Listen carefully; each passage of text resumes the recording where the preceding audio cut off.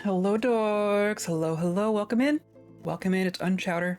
It's time for another stream. It's time for another Dwarf Fortressy stream. Hello, Kingsrook. Happy lurkin'. Hello, JM. How's it going? How's your Thursday? We're here. We got a Thursday. We got another Dwarf Fortress stream for you. And things are going. We broke ground on our tower, right? We got one floor of our tower built. We're working on, I guess we got the second story of the main tower built, kind of. That's where we're at. That's what we're working on. We're making obsidian down below. We're turning it into blocks and turning it into a necromancer tower on the surface. And other things are happening. We've reached our population cap of 50 for the fortress. So we just recently got some new noble positions. We got like our mayor equivalent, right? We got our clan leader. Got some rooms for them set up. There's still a bunch of like just normal fortress things to take care of. But I do also want to keep working on our project. Typically in our previous fortresses, I'd say we ended up doing like a lot of normal fort stuff and then finding a project to work on. This one, the entire reason to be here is the project. So we're already working on it. I'm basically here just to build this tower. So we're going to continue working on that the whole time. At some point, we're going to populate it with some of our characters. We'll see how that goes. Fingers crossed it'll work. And that's our goal here. We were talking last time about integrating magma into our tower. I've done a little bit more thinking about that. I think it's something I would like to do. We'll see. I'm giving that a real solid, we'll give it a shot kind of an answer. I think I have an idea for what we're gonna do for that. But yeah, that's what's on the docket for us today. And chilling and relaxing and having a good old day. That's kind of what we're here for, right? Today's episode is brought to you by vultures circling overhead and by viewers like you, clicking on all the buttons down there, hanging out with us live, hanging out in VODs, hanging out in Discord, wherever you want to hang out. Just keep the vultures at bay for a little while longer and we'll all be good. We'll all be good. So yeah, without further ado, I'm gonna push this button and there we are. Look at us. Look at us. We got the basis of a tower going on here. And it's just gonna get taller. This is our top level here. We're at the confluence of a couple of different rivers. So we got some canyons below us. But yeah, this is the start of our tower. We have one more wall up here. We're working on an internal wall, which I've already screwed up because inside corners. But there's gonna be a floor that goes in here as well. So I don't really need to fix that. We need to figure out what we're doing in here. That's really the main thing. I've had to get my phone out to type as Frank is on my keyboard. Hello, Frank. Hi, Frank. That sounds right. Thursday was fairly okay. That's good. Hello, Ryan. How's it going? Welcome in. Favorite Thursday event. This is my favorite Thursday event as well. I have to agree. So yes, our fort is going relatively well. We got our 50 people. Their moods are slowly increasing. We have food and drink. We're kind of still working on it. And we're getting a resub. A resub, excellent. 20-month streak. A resub for 20 months, currently on 18-month streak. Excellent. Excellent. I love the emote spam. Perfect. Perfect, I love it. It's reminding me that we have to get an emote, don't we? We have a cat that doesn't have an emote. I guess I need to fix that at some point. I've been thinking about magma. I've been thinking about how we get magma in here. And I think what's gonna happen, the way I'm kind of imagining this, is we're basically gonna redo this because we've only done one layer of this little tower here, right? Oh, all the cat emotes. This is not big enough to carry magma. So I'm thinking like we're gonna have our big tower in the middle. We're gonna have a couple towers on the outside. And then the idea here, I can even do this. Can I... Nope, I want to do this. No. How did I have this work? I don't know if I have that button working right now. Or no, this one. Yeah, here we go. Okay, so I can go... Oh, here, I can even just do a full... Like, this is my scratch pad, right? I can draw things. So if we're doing, like, a side view, we're gonna have, like, a big tower, right? And, like, we have canyons here. And we have, like, smaller towers.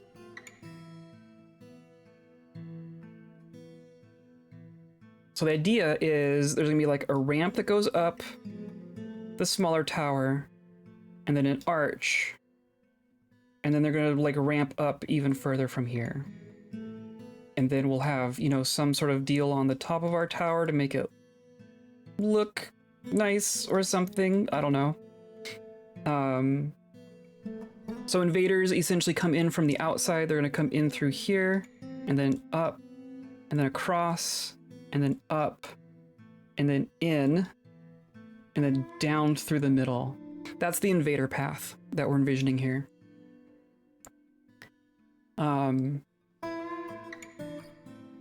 So if we incorporate magma into that, what I'm thinking is we're gonna have a tower over here that's gonna act as a pump stack, and then it's gonna go essentially up to the top, right? I guess we don't have to have the magma go all the way up to the top.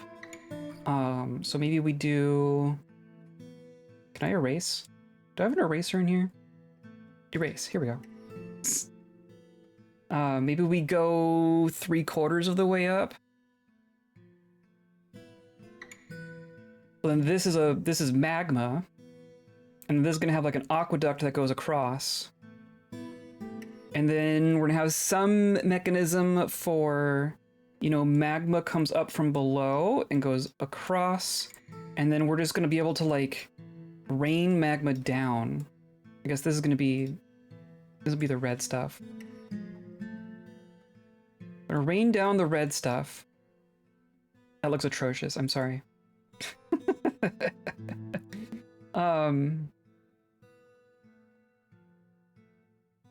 But something like that. So then as invaders are getting onto the outside of this tower and going up, there is magma raining down on them from above. That is my envision here. There's gonna be like grates in the floor on this path, so magma just kind of goes all the way down. Now that this is green again, we're gonna have some sort of reservoir down here, and then this is gonna connect over to our pump stack, so that magma goes up and around and then down and then drains into our reservoir. So we're not constantly pumping new magma up from below. I think we're gonna have a reservoir a couple floors beneath our tower, and then we're gonna have like a closed loop magma system here. Magma car wash, exactly. This is a goblin wash. We're gonna rinse our goblins. Anything that can survive is welcome in. I think that's our plan here. So, given all of this, I think, because like the visual aspect of it is important to me as well. So I think I want like a big tower in the middle. I want these outer towers to be a bit not just smaller, but also shorter. I don't want these to go all the way up. And then the magma pump stack, I don't want to go all the way to the top as well. I want our main central tower to be the largest and tallest. So I think maybe these are going to go maybe 1/3 of the way up. This maybe goes maybe 2/3 of the way up. And then there's some sort of decorative hat on our tower here that'll make things look nice. So there won't be magma up at the top here. But that's fine, right? I think that works. I think that's my plan here. And then we're just back. Yeah, perfect. Okay. Hello, Lucio. You know a game is good when it has you sketching out designs and plans. I know, right? Between needing a sketchbook and a spreadsheet, Dwarf Fortress is truly the perfect game. I love it so much. So I think what we're going to do is we're actually going to remove these walls here, and we're going to repurpose this into a pump stack tower. It will still also have a ramp going around the outside, but the tower itself needs to be a little bit bigger in order for that to happen. That's my plan here.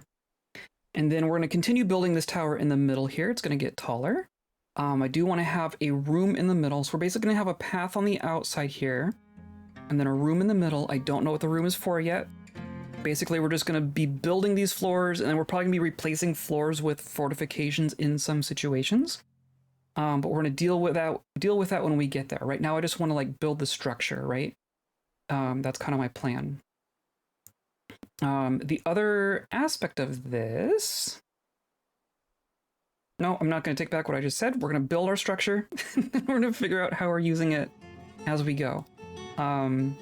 So we have ramp going down here, so I don't want to put floor right there. But I guess I do want to have...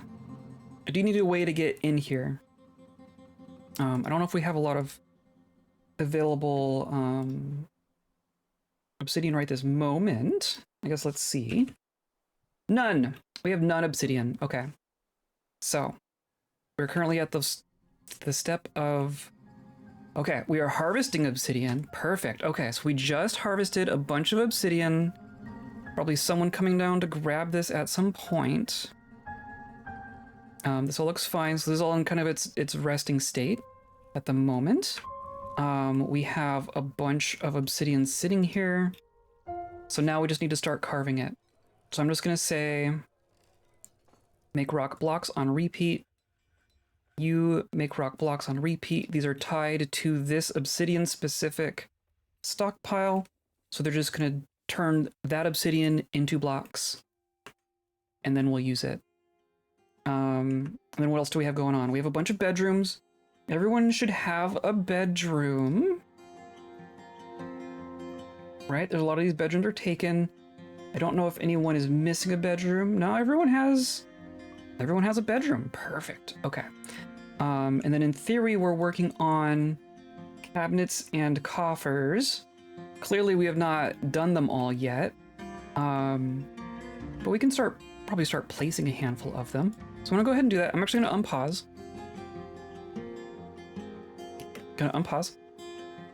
And we're just gonna plop down some cabinets. Right, I wanna use closest. That should be fine. Just plop them all in there. Okay, and that's apparently as many as we have for that. And then for chests, we're just gonna get them in there.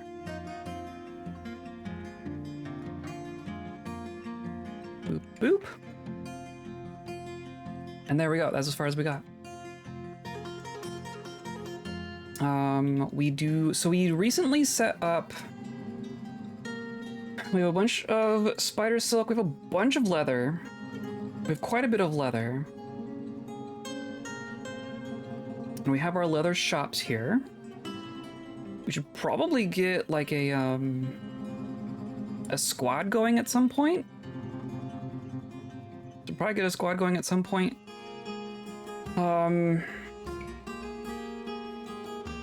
Oh, you're engraving a guild hall. We're making crafts.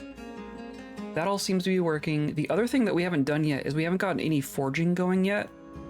We do have pretty easy access to... oh, and then we're processing our fish. Okay, perfect. We have pretty easy access to magma, thus the use magma in the design decision. But we're down here at -16 and we have magma. The question is, do we build a forge down here or do we pump magma up? I guess if we're pumping magma up for our construction anyway, then we might as well use the magma up higher. I think it's kind of my thought. So basically we're gonna make a single pump stack up here. That is gonna serve both purposes. It's going to serve, it's going to bring magma to our tower, but it's also going to bring magma to our shops. And we'll just do one stack to rule them all, essentially. Which means I have to remember how to make a pump stack. I think I'm gonna give us a little bit more room here. And I guess I want it facing, it's gonna go up and down, right? I usually do these left and right, but we're gonna go up and down because then we're gonna have to have it end down.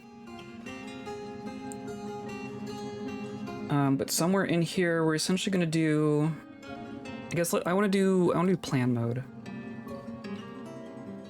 Because you essentially need 2 spaces for the pump itself, and then a hole for up, and then a reservoir, or like a hole for down and a spot for up, essentially.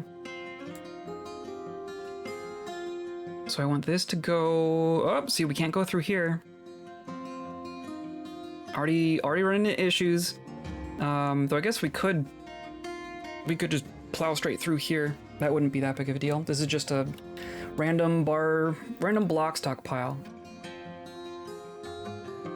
So maybe, oh, now it's summer. Maybe we'll just go through the stockpile and close it off and call it good. I don't need to divert our entire plan for a mostly empty room. That is unnecessary.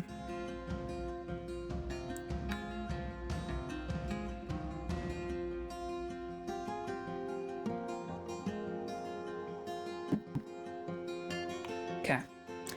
So I'm gonna erase like most of this stockpile. And I'm probably going to adjust the position of this, because right now it wants to try to touch here. This could also be adjusted, and then I guess I mostly just want it further north. So I want to go through here. I don't want to go through here. I want to go through here. I think that's how we're going to do it. So I'm going to say that I want it here.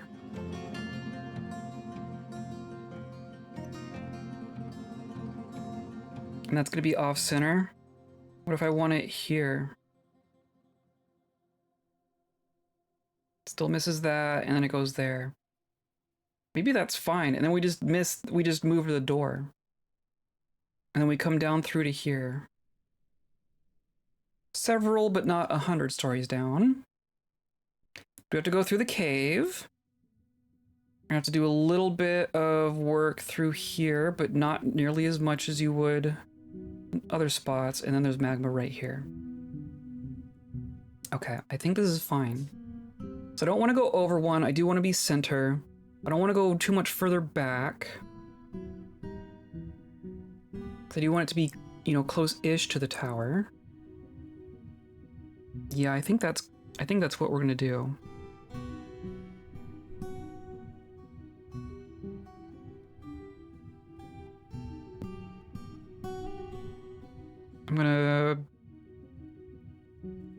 I can't make a dig designation on the ground up here, but the pumps themselves will go like that.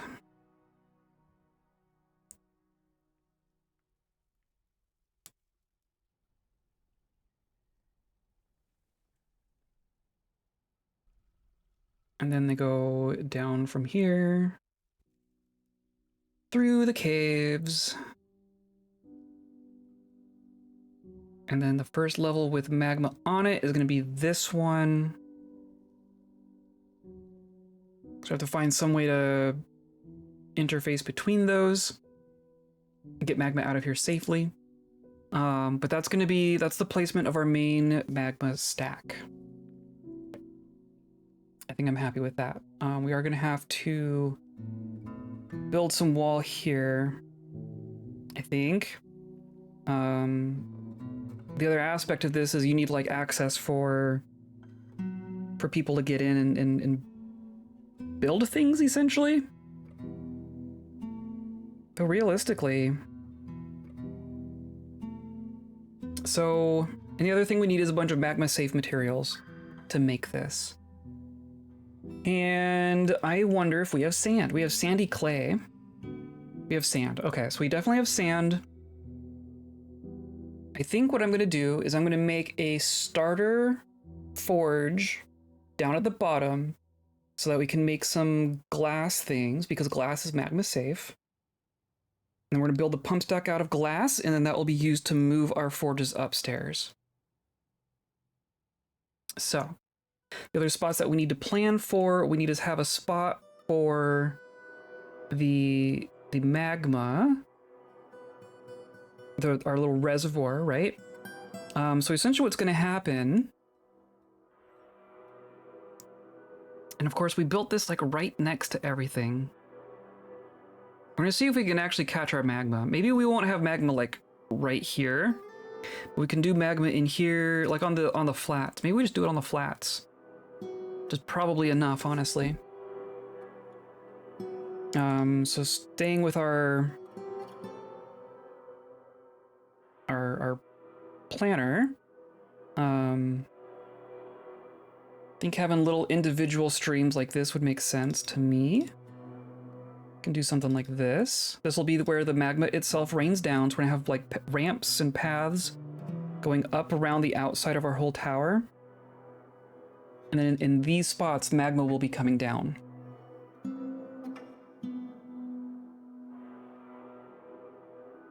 And then same kind of deal, right? It needs to come down. Now the trick here is going to be, we have this path going down, but it does take quite a bit for it to get down here. So really we just have to have the reservoir be not too far down.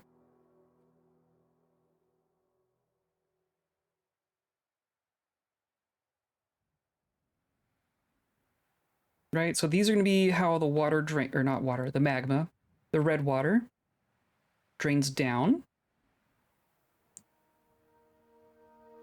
And then let's say it's going to come down to this level. So we're going to have like these little spots to catch it, right?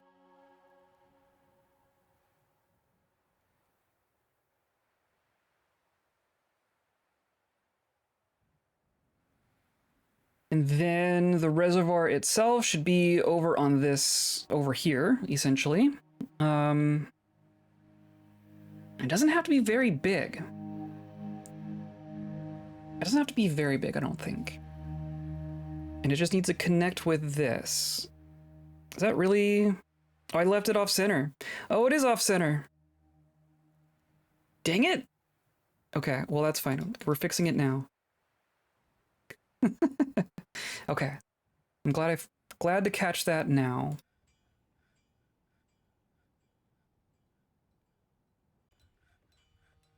I do want it to look nice.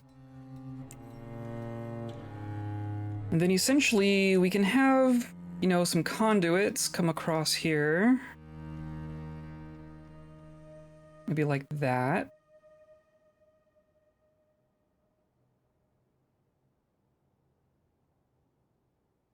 Can do like this.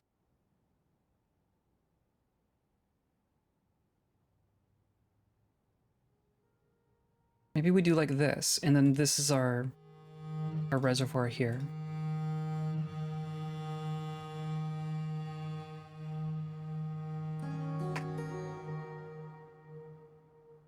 Even do like this. So basically we're gonna have, now the trick here,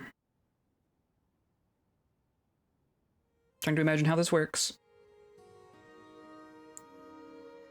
So basically there's gonna be a pump on this level that is overhanging this tile and sucking from this hole, right? So then the reservoir beneath is filling, and then we're sucking and it's going up. The pump on this floor is sucking from this hole and pumping into the reservoir. So I think that works.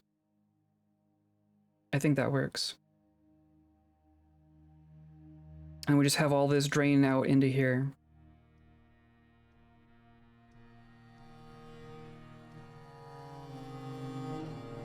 I think that's fine. We'll see how this works. I think that's fine though. Might also, the other thing you could do, so we could have all of these spaces where the magma comes in, and then it like drains into a reservoir. So it's not like sloshing back, right? We want it to like flow towards the reservoir and then sit there. So maybe what we do is we say our reservoir itself is here. And then it just drains in like that.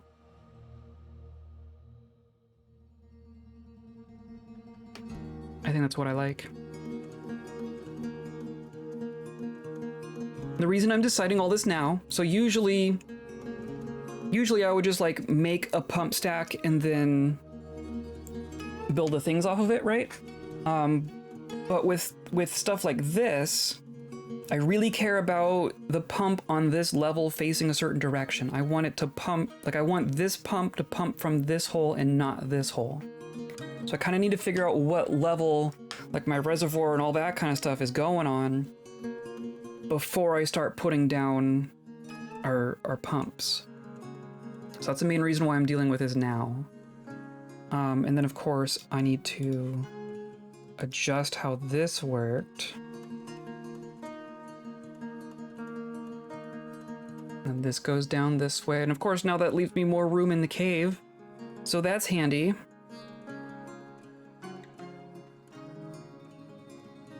Not gonna complain about that. And then there we go. Okay. So now the other thing that we need is a stairwell, essentially. I guess the other thing we need is to pick a spot where our forges are gonna go. And maybe that happens on this floor since we have nothing on this floor. We could also do it up here, but I like this floor as being like, this is trading, dining hall. There's music. Oh, there's singing. There's simulating instruments in here. This is like all of our kind of our nice stuff. Aside from the mud. Like kitchen and stuff. So I'm thinking going down below as opposed to going up above. So essentially I want to make sure, this is the other thing, right? I want to make sure that the pump is going to be pumping out on this level in this direction. Boss caught me watching the stream on break and I introduced him to the game. Excellent. Excellent. I'm doing my part. Okay, so then if we say the pump on this level is pumping from here. So it reminds him of drawings he's done before. Excellent. I love that. I love that this is the kind of game that the closest most people have, the closest experience a lot of people have to a game like this is playing around with pen and paper, right? I think that really speaks to the creativity that's allowed in this game. You know what I mean? I'm looking at the wrong floor. Okay, you go up. So I want this to pull from here. I think I might actually not be able to do that. Because then this is pulling from here and we have power going through here.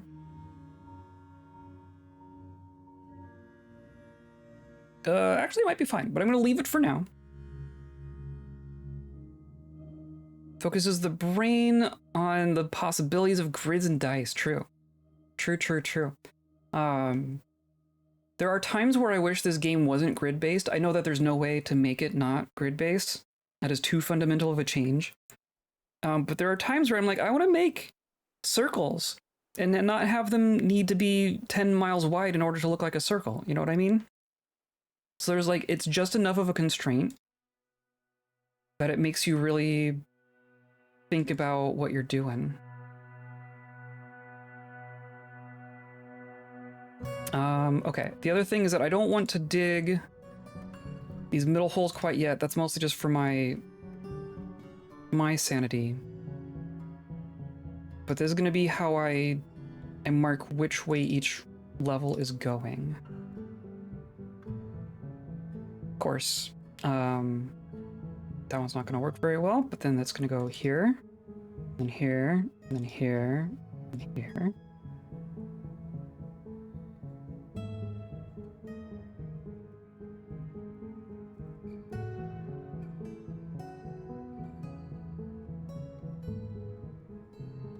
Right? So this kind of determines what side, which way the pumps face.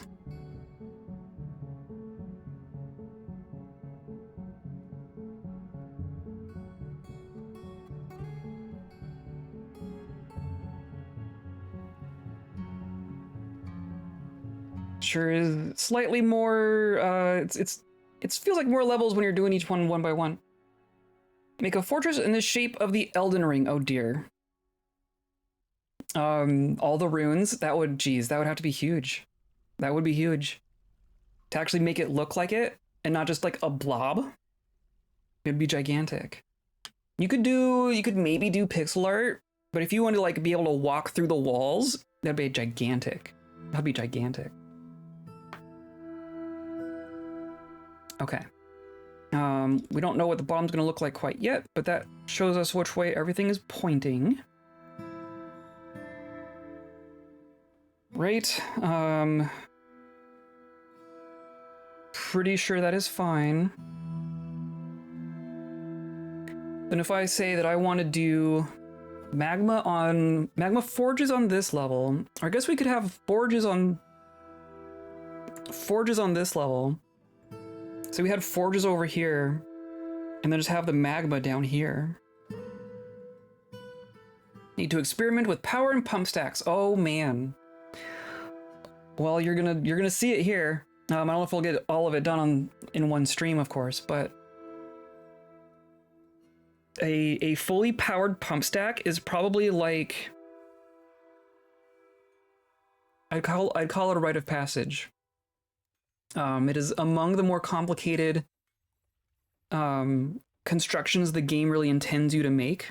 Like, there's a bunch of really complicated things that players can invent for themselves, but a pump stack is kind of among the more intricate intended things in the game. And it's not that bad. It's not that complicated. It is just complicated enough that you can make some mistakes. An order of operations is kind of the biggest deal, I think.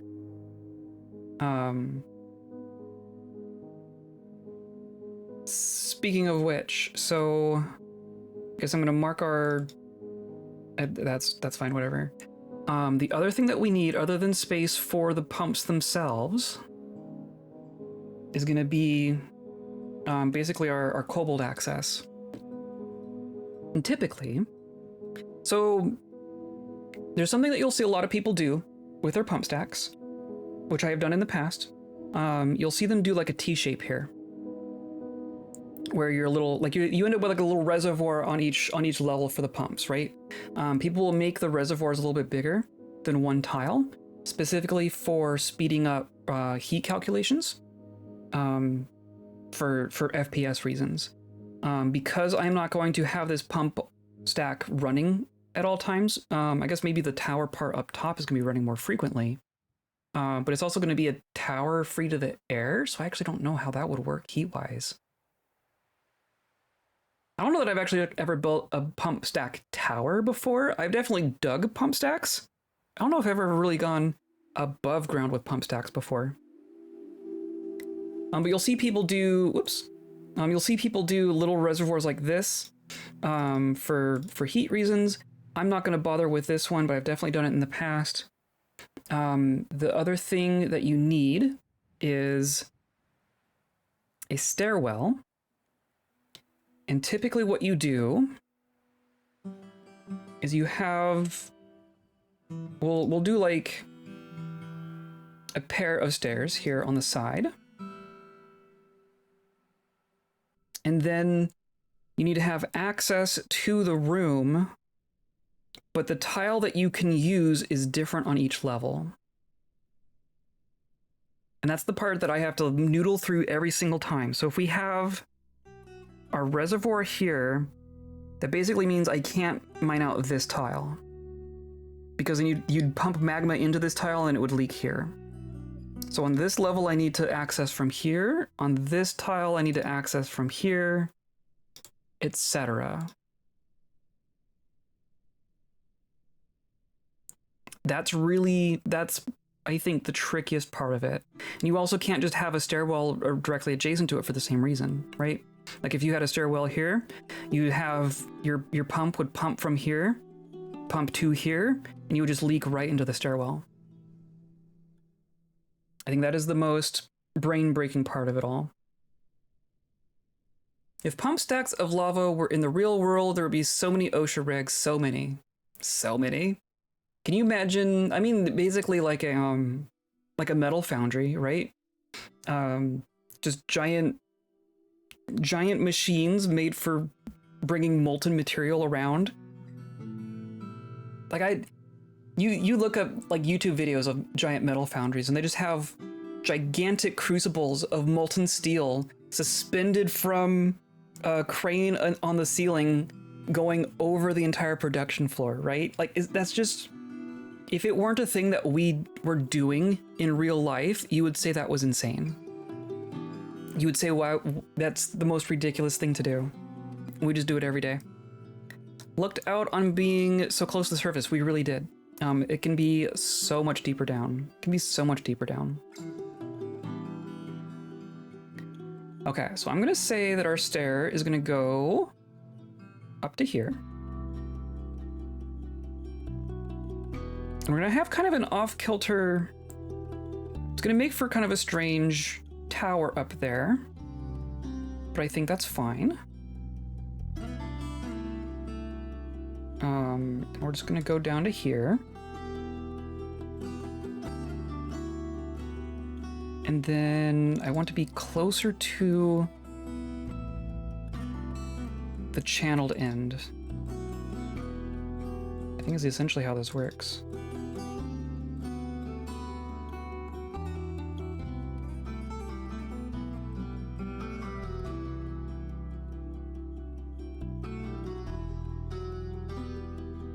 So all of this, so we're like, the conclusion of this is to be putting magma on the tower. But for right now, the goal is to get our production going, right? Like our metal production. So that's fine. And then here, and then here, and then here, and then here, and then here, and here, and here, and here, and then that's fine.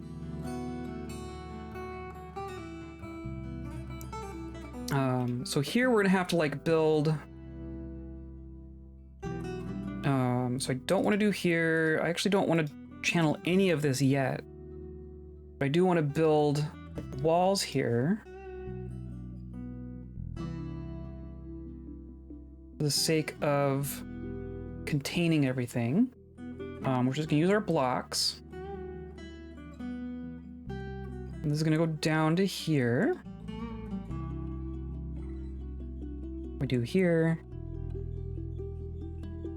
And then ultimately I want to do here and here.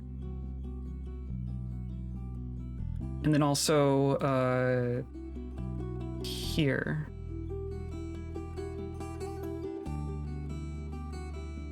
And then that's fine. This hallway goes nowhere. Just so it's self-contained. And then that means I want to channel here.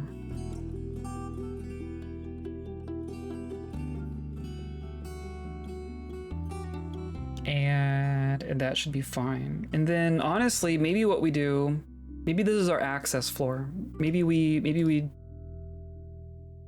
cut this out, and that's how we get access to our pump stack.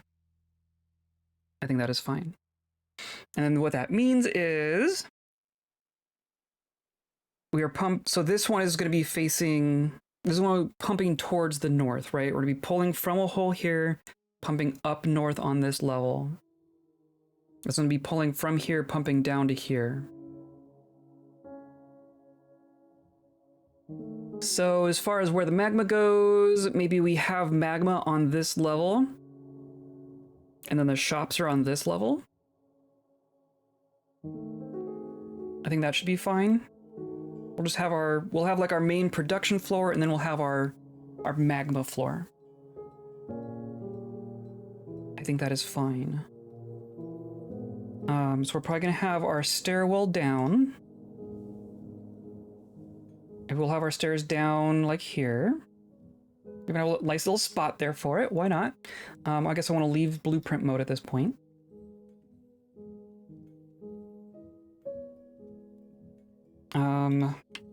So then that's gonna be our stairwell down. Can I make? I have to blah. Okay.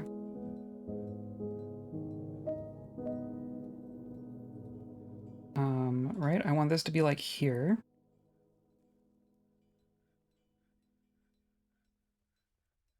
The magma on this level is going to come in, and I guess we could just have our patch be here. Yeah, why not? So we're just going to have a nice big loop here.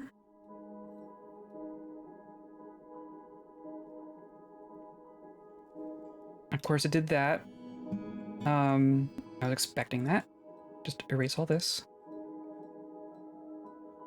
Except for the part that was there on purpose. Okay.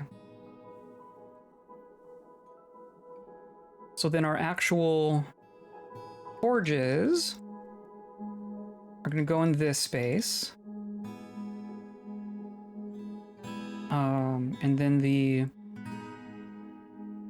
channels for the magma are going to go in this space.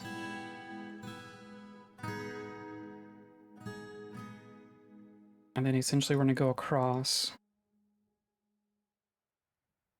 And then I want them to be...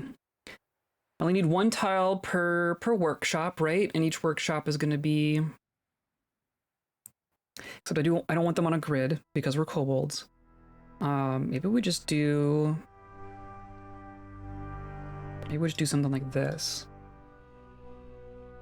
We'll have access to all the magma we could possibly want. Will be quite a bit of magma, but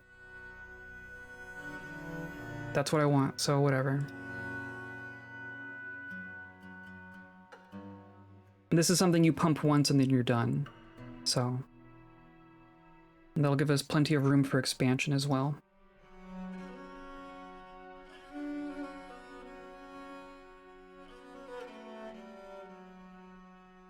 Okay. That's gonna be kind of what that looks like.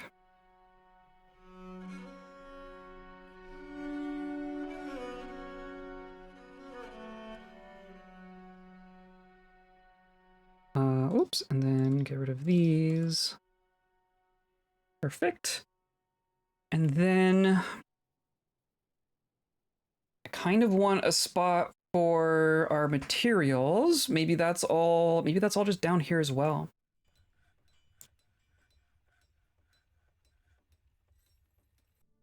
Maybe it's just all down here. I kind of wish there was a spot to have a ramp down over in here. Maybe what we do...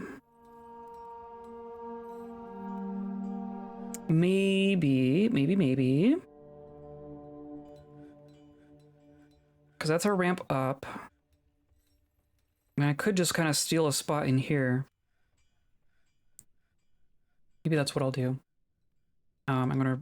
Nope. Erase, not make bigger.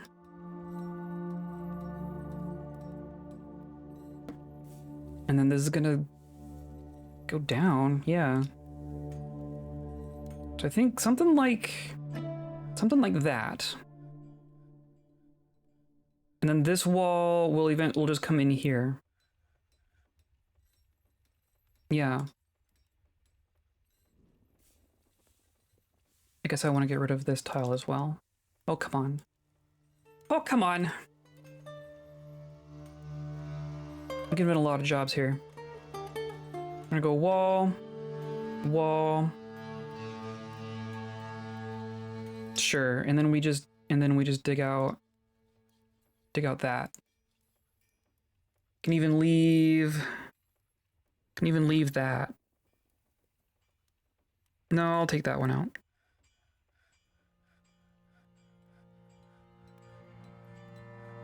And then maybe that, and then I'm just gonna round out this corner a little bit.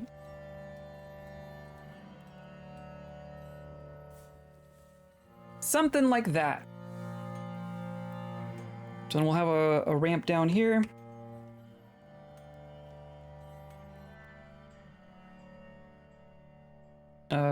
Right? Nope, want like here? Yeah. And then this will join up.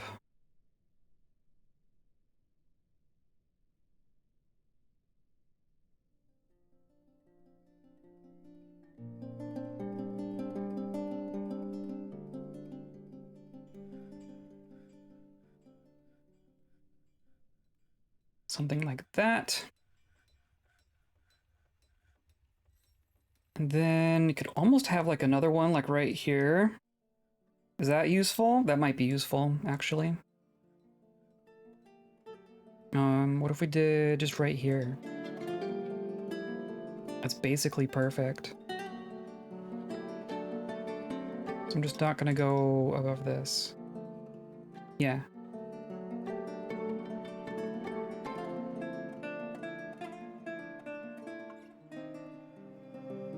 Cool. Yeah, I like that. So now we have 3 ways down to this level. And then this one is pretty central. So I think our stockpiles are gonna kind of go down here.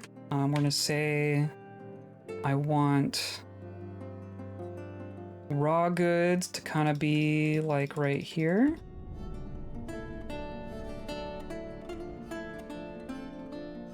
And then completed stuff can kind of go over here, like bars and blocks and such. That gives plenty of room to expand them both.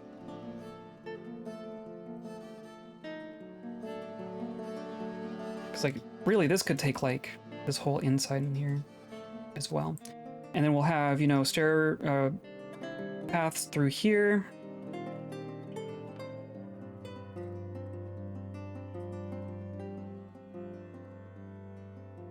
Something like that. And then this one can go like here. So then if you're forging stuff, you go grab things from here, burn it up here, and then I guess you go through here. I guess you could go through here as well. And then if you're grabbing stuff from the stockpile, you can come from here or from here, grab it, and then bring it back up. I think that's not too bad. It's not perfect, not optimized, but that's fine. I think we're just gonna go like that. Maybe even just like this, honestly. And then we can grow if we need to. Okay, I'm gonna let them start digging on all that. That's a good bit of work that we've assigned for everyone. But of course, now that we have space for all of our stuff, now that we know where everything is going, now we need to like actually make some magma-proof stuff for our pump stack. I have to do that down below. That's gonna happen down below. Oh, this is all kaolinite? Perfect. We're just gonna get free kaolinite out of this and then immediately turn it into porcelain. Perfect. Dig our raw magma forge materials out of a kaolinite vein. Oh, and look, and there's coal. Perfect. You are stranded? You are stranded. Let's go ahead and dig that out. And then maybe you can get out of there.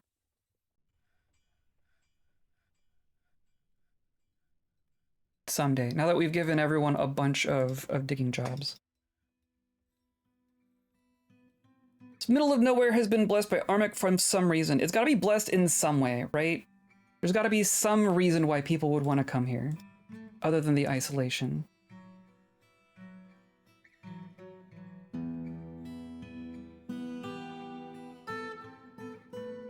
Okay. I'm gonna let them dig on all that, and I'm gonna run to the restroom, and then we're gonna go downstairs and get that going as well. Here's a whole bunch of tetrahedrite. Good fishing? There's definitely good fishing here. Forbidden knowledge? Not yet. We'll be bringing the forbidden knowledge ourselves. Oh look, the humans are here. Trade sentiments are lukewarm. I would like to trade with them. I guess I'm gonna go to the bathroom real quick so they don't disappear on me. Or I guess let's get goods going to the trade depot. We can do that. I think we should have some finished goods at this point. Here we go. Yep, there's some in there. Only like place our artifacts. We have artifacts showing up everywhere as well. Just do 2 bins like that. That should be fine. And broker requested. Okay. I'll be right back.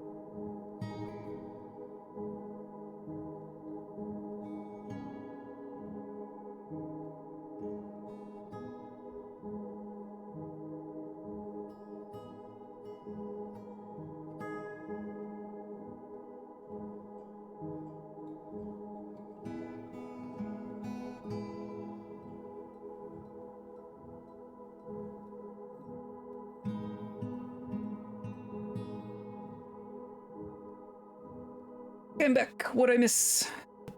Got some good digging going on. Clan leader has been reelected. Animals grown into a buffalo. We've made some thrones.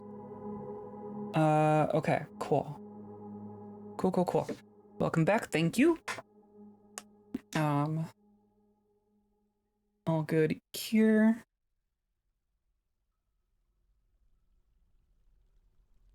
Okay, let's trade with some humans. Right, I assume the humans are here. Our trader is here, perfect. They brought us some animals like we asked. Water buffalo, llama, alpaca, and seeds. Wow, they just do what you tell them these days. Of course, they're gonna bring a bunch of above ground seeds, which we could use. We just need to make an above ground farm. That is literally all they brought. Hilarious. Okay. I want to make sure there's no artifacts in our bin here. Obsidian bracelet. No, you jerks. No. You cannot use. Do not use obsidian for. I guess it is literally infinite, and it is worth quite a bit. Obsidian is worth more than normal stone. So I guess that's fine, but I would rather they didn't. We're just gonna have to make sure that we turn it into blocks as quickly as we can. Got it. Okay, that is definitely happening. Okay. Well, trade both our bins. We got like 4,500 worth of stuff. We could ask for. Do they have a male llama? They do. So breeding pair of llamas. We could do female alpaca, male alpaca, female water buffalo, male water buffalo, and not all of the seeds, but we could do quite a few seeds. Is there a way to make a small floodplain from the river to make an above ground farm area? Sure. Yeah. Yeah, you just, I mean, you know what? Above ground farm, I don't even know if you need mud. Do you need mud for above ground farm? I guess we're gonna find out. But yeah, you just make some mud and build a farm on it. I guess let's do that. We got passion fruit, we got spinach, we got longland grass. Oh, bladeweed is a dye, since we don't have the actual proper dye update in this world. We could do soybeans, we could do oats, we could do cabbages. Do like some cabbages. Some sort of millet, something that we can turn into flour is always good. And then things that we can turn into like wine, like blackberry. Blackberry wine is great. Cranberry would be great. More blackberry, more cabbage. Quite a bit of celery. I think you can brew ratweed, but I don't think that's the good one. There's rice. Gotta love some rice. Oh, and rye. Oh, I think we need some rye. Let's say not rice, but rye instead. Spelt and rhubarb and cassava. Tide root is also dye. Radish. Oh goodness, I like radishes. I think we're gonna call this good for the moment. And peppers. I got a lot of good stuff. Oh, and strawberries. Let's see if they'll take that.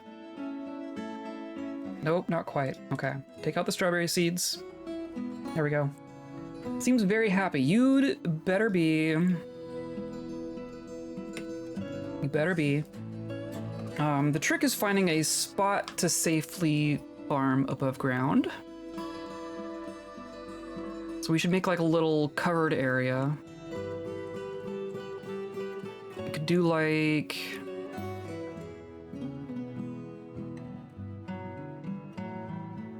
It's like its whole other question, isn't it? Could do like down here. Cliff farming, basically. We could do like here, just put a roof over this. And then have a path that goes down. Like at the Cursed Forest Fortress. True. That was a very cliff-based fortress as well. I think I like this spot. We definitely don't need it to be huge. We could also dig it down a little bit. Some of this is rock. This is all loamy sand. Okay, let's say we're gonna take this down.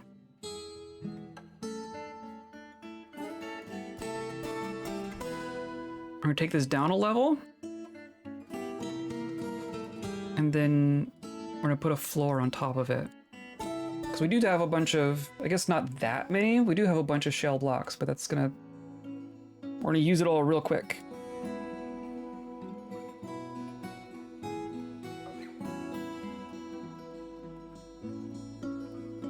Let's do something like this.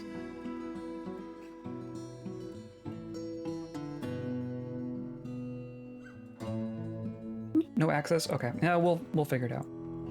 Of course, the game is still cooking along at 70 frames a second, so things are gonna happen pretty quickly here. What if it was huge and made way too much food? It is way easy to make way too much food. We might make way too much food with just what we did. If I'm being perfectly honest. Okay, so then I want our grazers to end up in here. So I have a bunch of grundles in cages. Well, there's just a bunch of vulture blood in here. Cool. I don't know why that is. Whatever. Okay, so then if we say I want walls, I guess I want to like remove.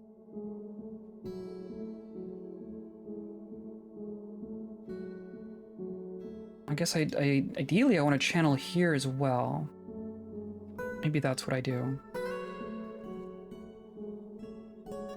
We channel there. And I'm gonna remove.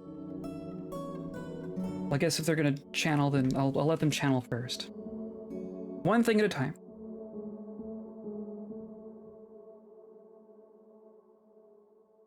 And ultimately, I want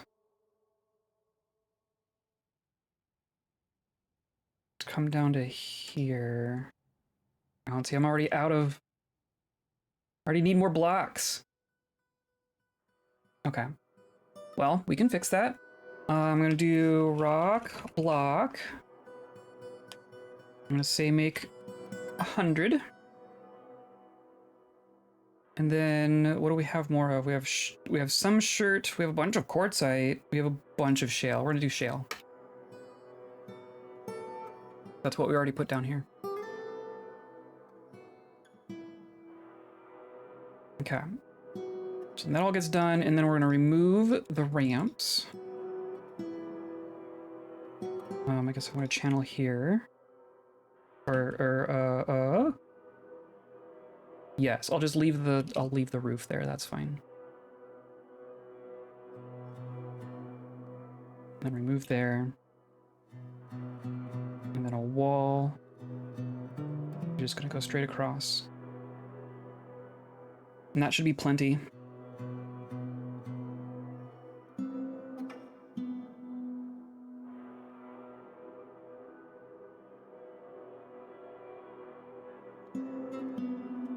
Look at him go!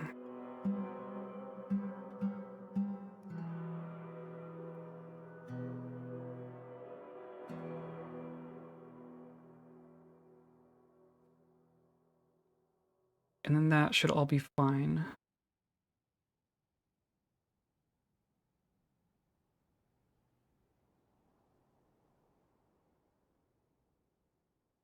Okay, and then a floor above.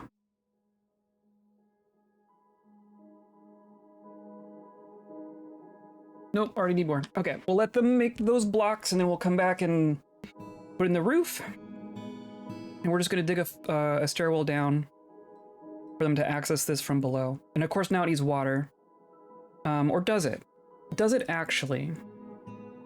I might just leave this as like a not very efficient farm. Or we could fill it for like from a well. We don't even have a well yet.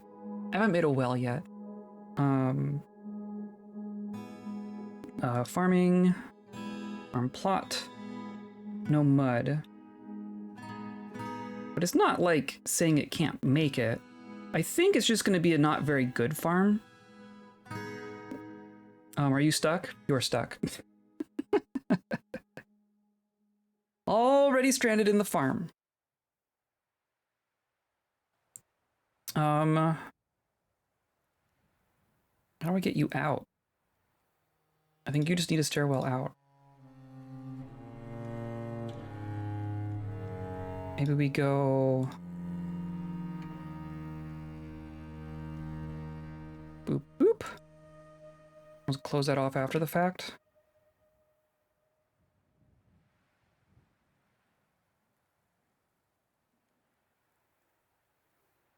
But what we could do... What if I do this? I don't even think I have the things to build. Can I actually make a well? That's the first question. Right, I can do block, I can do bucket, I can do rope, I can do mechanism. Sure. Let's just put a well hanging over the cliff edge here. And we'll just dump some water in here and make some mud. Call it good. Okay. Someone is in theory coming to go Dig that stair. That is fine. We're just gonna let that go. Oh, I'm paused. That's why. There go the humans. So. Wow, we have a lot of food now. On our nobles. Clan tactician needs quarters. Oh, and you needed, like, armor stand and weapon rack. That's right. That's where we left off with these. So it is Zad and Sar. There's Zad. I think this is Sar's spouse, or Saz, yeah. So you need a weapon rack.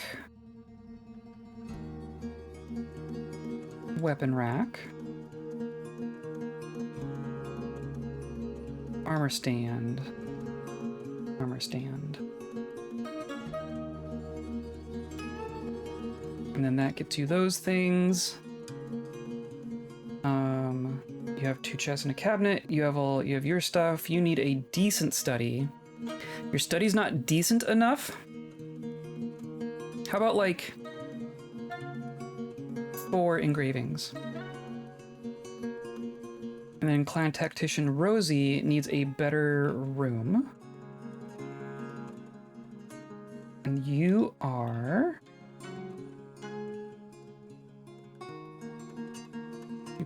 Your room is here. Oh, that's right.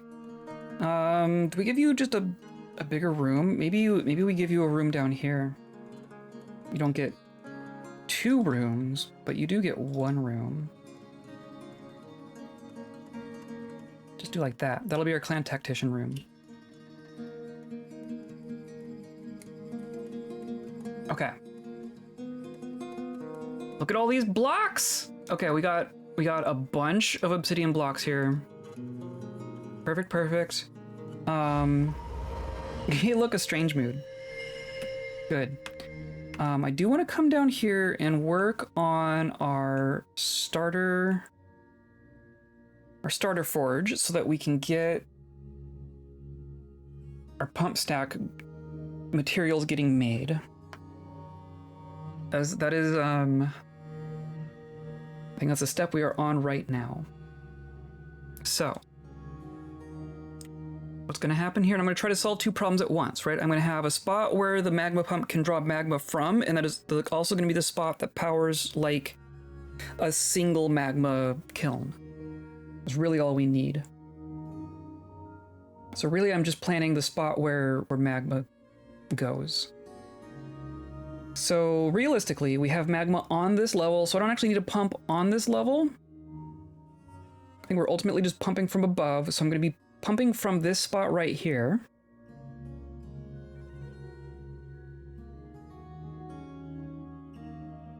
Which means I need a little reservoir here.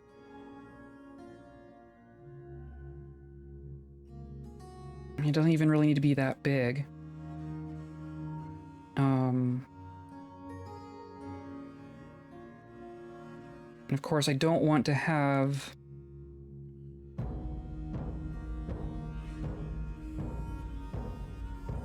Really, what the thing... Okay, here's what I'm thinking.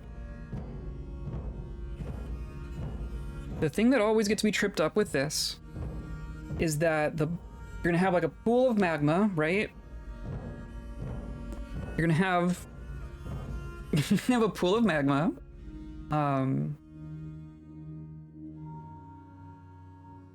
So you have magma here, and you have a pump stack here, or you have your pump here. It's pumping out here. If you have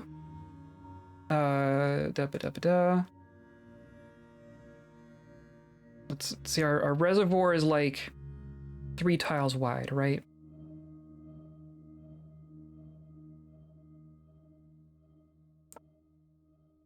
You have magma here, you're pumping here. It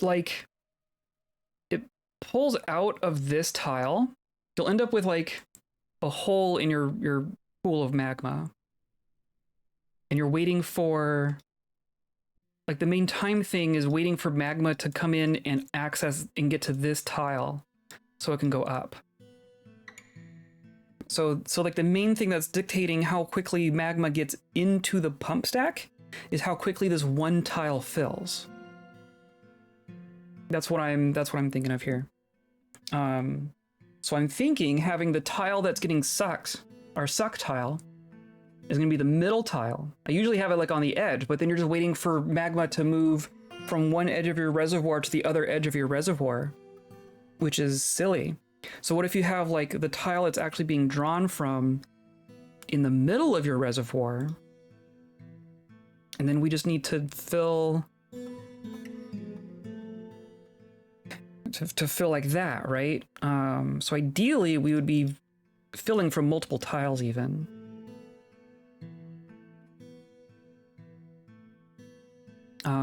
So realistically, what's going to happen here?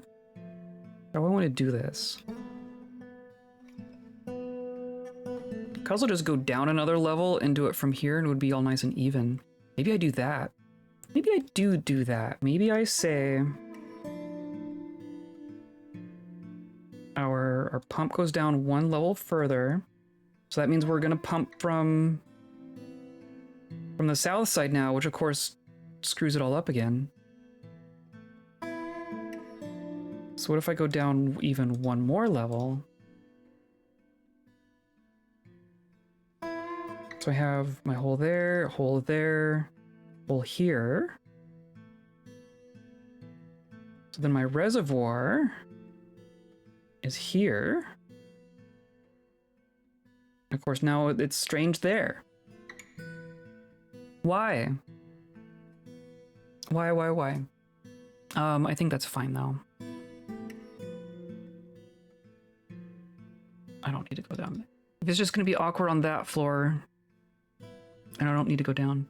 The other thing that we could do, no, I was going to say you could open up like the roof of this spot and just pull from here, but it's not as secure. You can just have a magma crab crawl into your fortress that way. That's how you get crabs.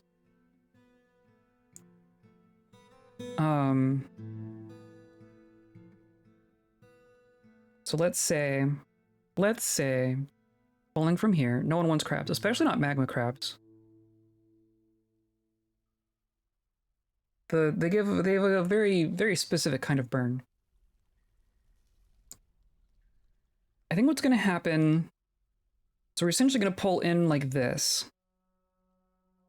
So I want to come in like from these three tiles here. And it's going to come in and just flood, and it's going to get drawn from this tile. Sounds very painful. It sounds bad.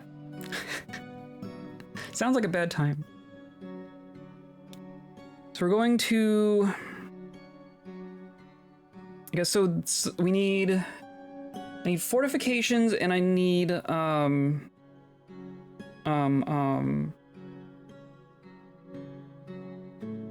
floodgates.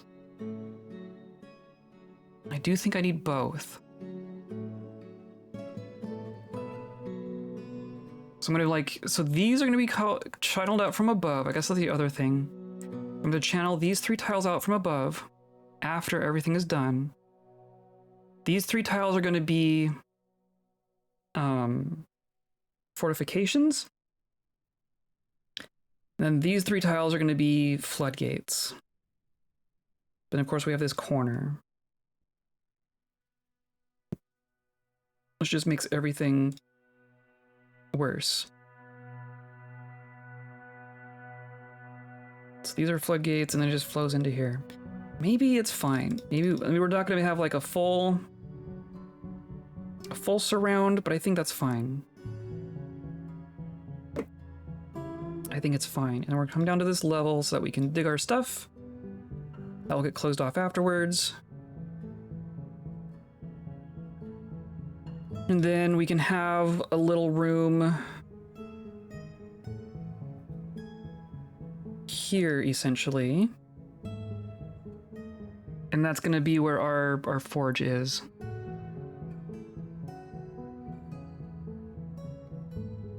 I think that works. Okay, so now I need to turn on a chunk of this. I'm not going to turn this on. That's the very last thing. But I want this. I want all of this. Then I want our stairwell. up to the point of our fortress. Right? We're gonna dig all that.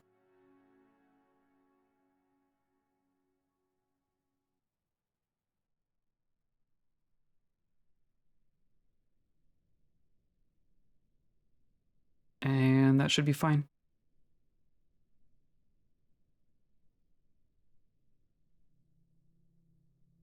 Cool. Cool. So I'll unpause. We can come up here and check on this. Oh, there's crows. Our well is still getting worked on.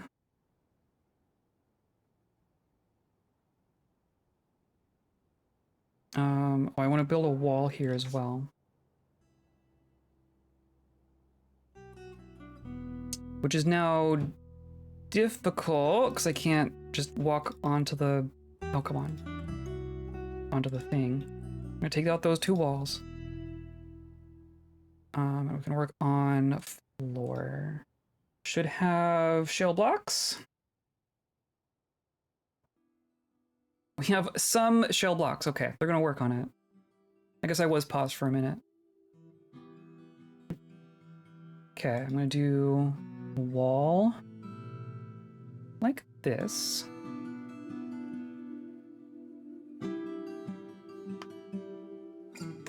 I need slightly more. Okay, fair. Fair enough.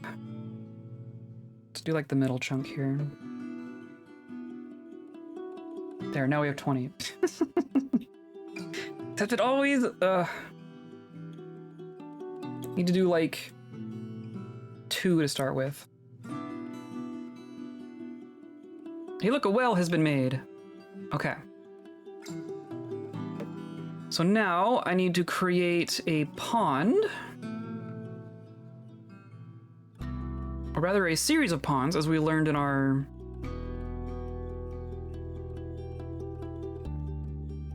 previous fortress.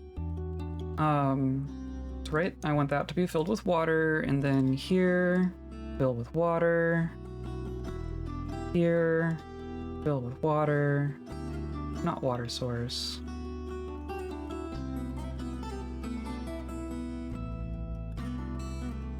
And since we only have the one well, you should just fill it from right here. Go over and dump some water in there. Perfect. And with enough people doing this, we'll get a nice little patch of mud going.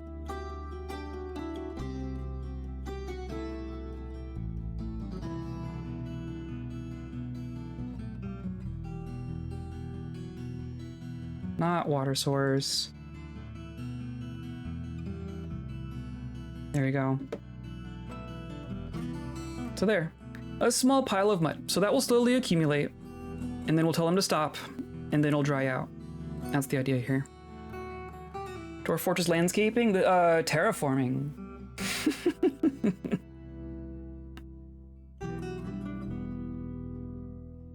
Needs bucket. Okay, we need more buckets.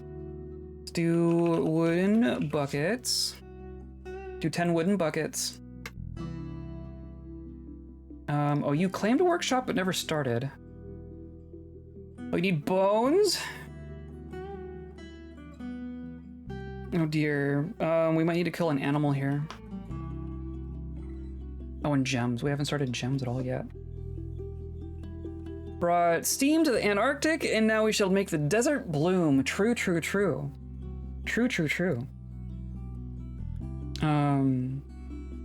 Livestock. Let's see. There's several things here that we don't really care about. I don't care about reindeer. I think we're just gonna slaughter a reindeer. Turn it into an artifact. I don't have anything fancier here.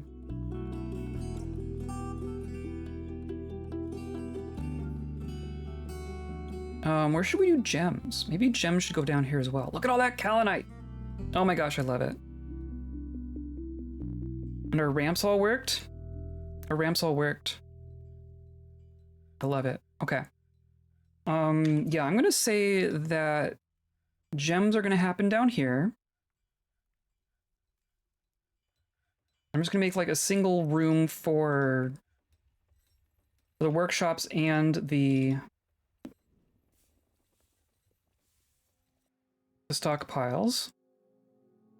Because it all collapses down pretty nicely, I think.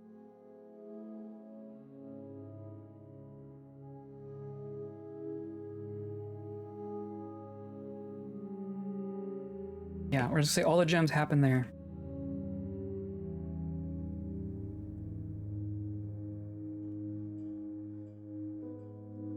Caveman DF graphics pack, but it's all Flintstone characters. That'd be great. That would be great. Oh, we had a mandate? I missed a mandate. Make thrones. Oh, you want thrones. Okay.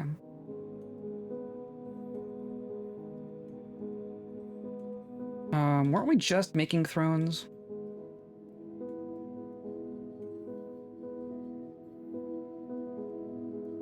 Just make some more thrones. It's fine. I think you wanted 3.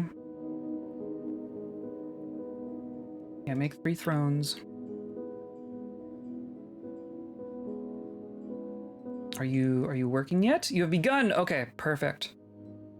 All you needed was some bones.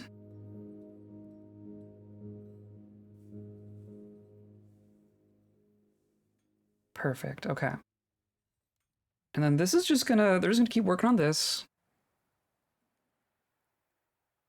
Clearly, the key is to have your only water source be really close.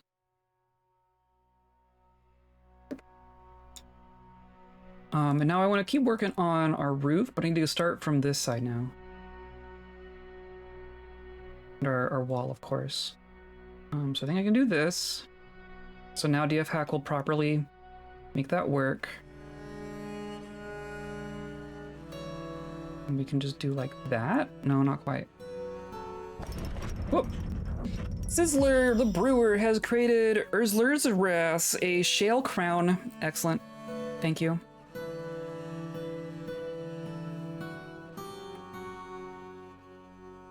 Really? I can't? Okay, fine.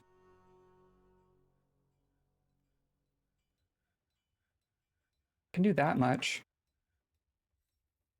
Yeah, look at that. Okay, we're gonna get some nice mud out of this.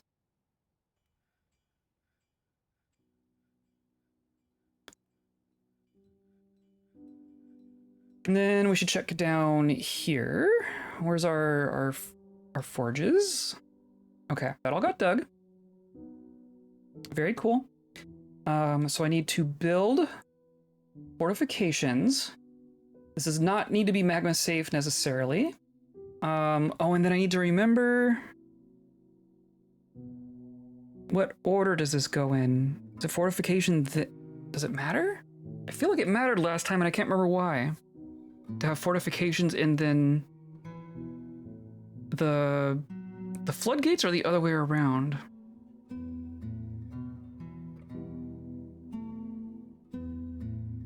Because why would it matter? I think it mattered because I was trying to capture a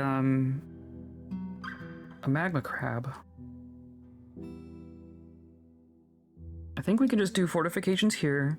Does not necessarily need to be magma safe construction because constructions are always magma safe.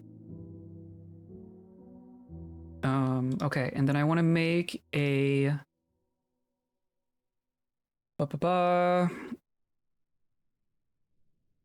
No, I want a magma kiln. I want to make a magma kiln, not a kiln, a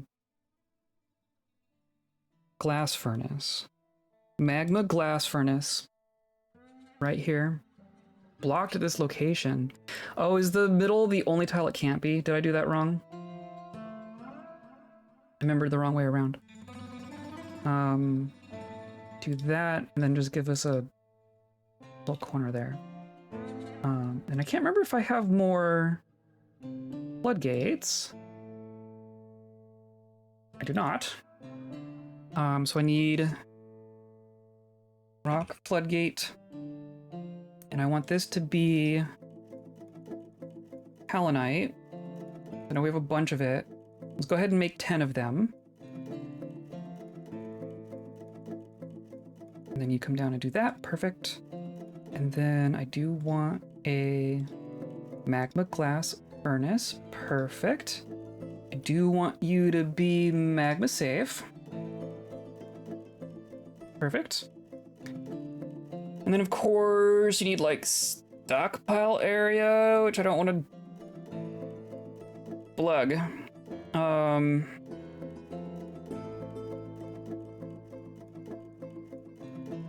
We're gonna put a spot for a little sand stockpile.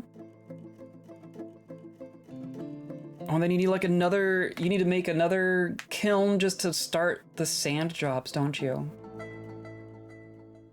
I mean, this is inefficient by definition because this is not our permanent setup, right? So I think our sand stockpile and our the things that we're making stockpiles also going to be upstairs. So I'm just going to say this goes away. And then that is fine. And then we're going to come up here. Ultimately, I want to come up to where our sand is. Which is like up here. Right? I guess right here would be the most effective spot. Of course, that's going to be like our zone. So I need to have a sand collection zone right here. So that's where the sand is. We're going to make a bunch of bags, aren't we? I'm going to put our... Where do I put anything? Where do I put anything? I guess bags end up in furniture by default, right? Bags. So I'm actually just gonna say this is all temporary. I want a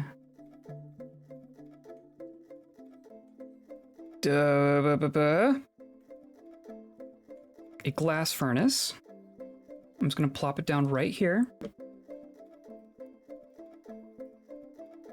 I'm also gonna put in an order for several bags. We have a bunch of leather. I'm gonna say leather bag. I'm gonna say like 30 leather bags. Because glass is gonna happen in the long term anyway. So having a bunch is good. Plus like seeds and junk. Like bags are good. We always run out of bags.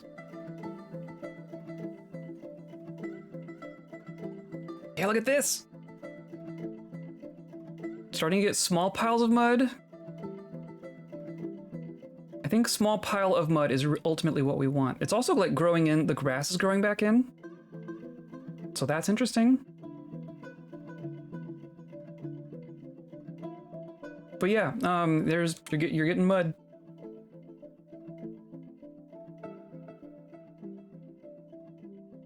Got more shale blocks here.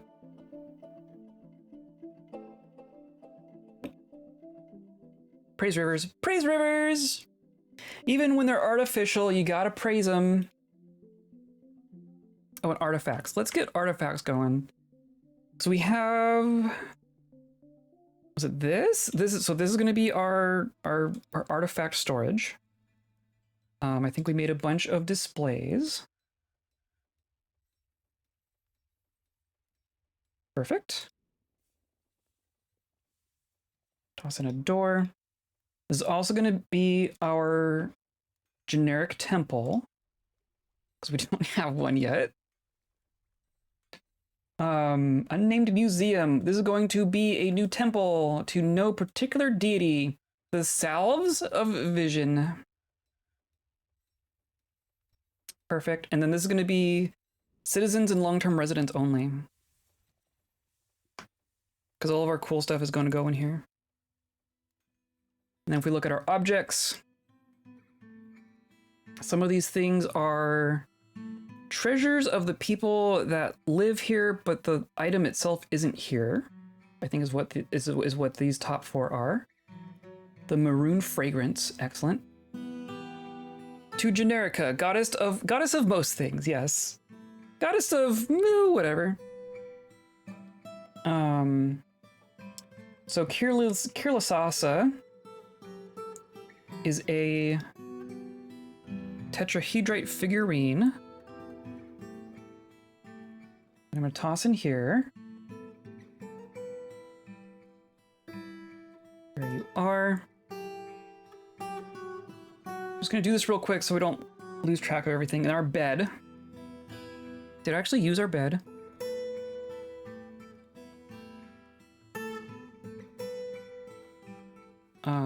No, I did not use the bed. I'm gonna put the bed into the museum. Beds. The one with the name. And then this is a shale amulet. The dwarves are here. Sentiments are terrible. Great. There you are. This is a tetrahedrite bracelet.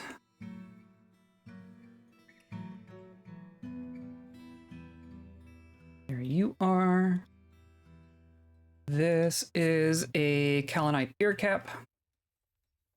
Lovely. Actually, let's install that in our dining hall.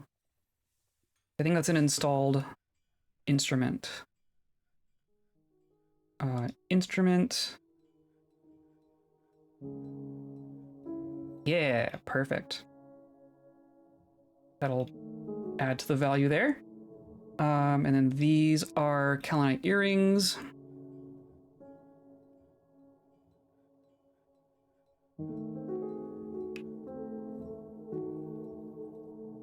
Earrings, there you are.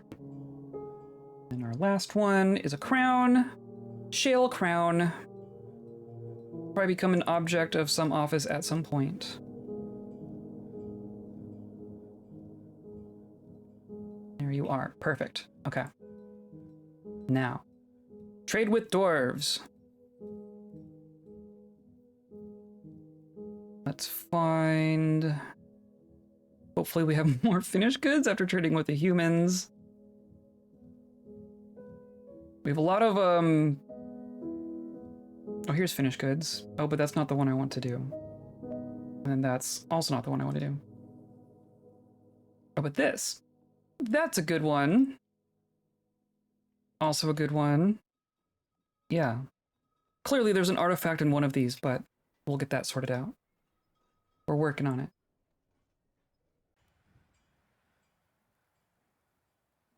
Cool. Things are getting done. Things are happening here.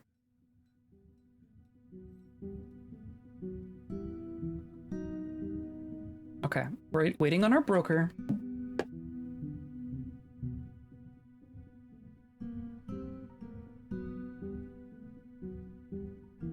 Eat quick, Zaz. The dwarven sentiment is terrible. Our dead camels. We just never dealt with our camel corpses. I don't know what the deal is with that. But we also have a bunch of furniture to place everywhere.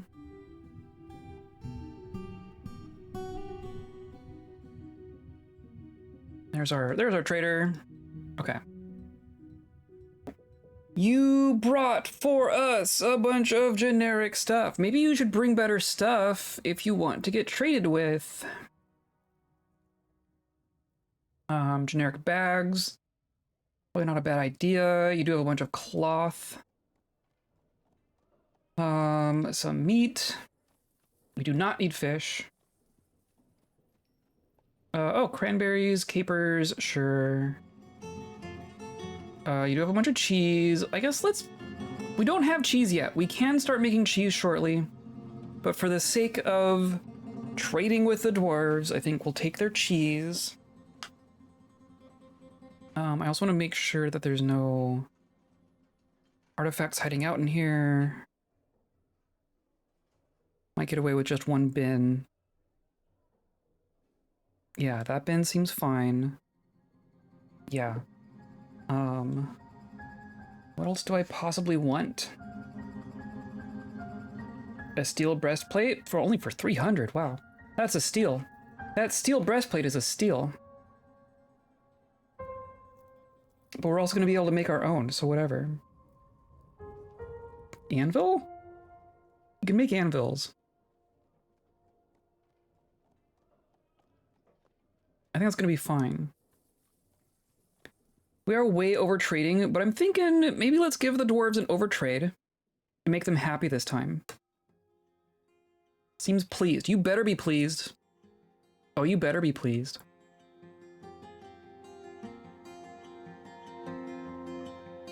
Honor them by purchasing their dwarven cheese. Yes. Good. Be honored, dwarves. Jerks.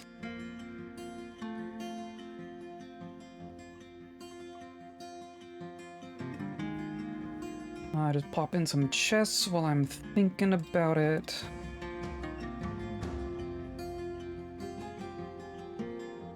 We got like halfway through here. Cabinet.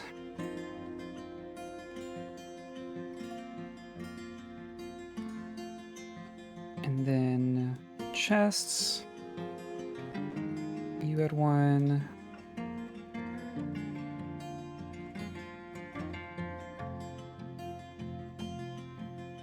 Perfect.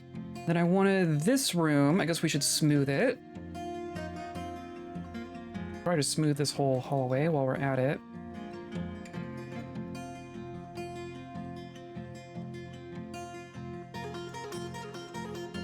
But that is for our clan tactician. Peacekeeper still needs weapon rack and whatnot. Is that not? Did I do this wrong? No, that was the clan voice. I did do the wrong room. Okay. So disassemble these. You don't need these. I need Sar the Peacekeeper, which is here. Okay. Understood. And then armor stand. And now you're fine. Now you're gonna be fine.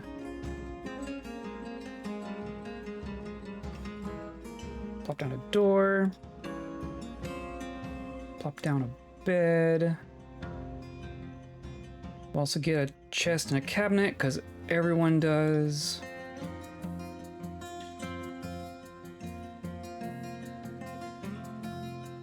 And this becomes a bedroom. And it is for... It's for Rossi.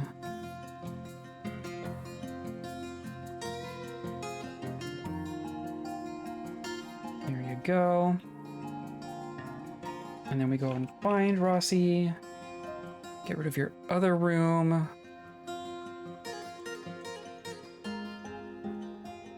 And we're good. And you're good. Okay, perfect.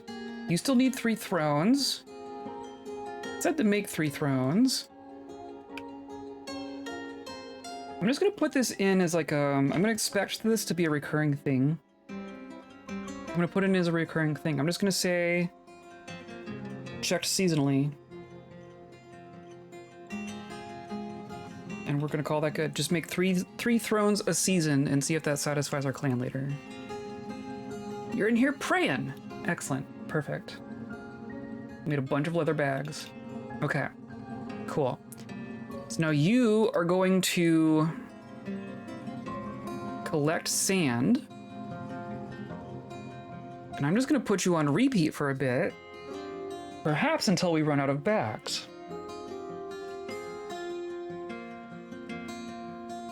And I want to see what happens here. Who's on our...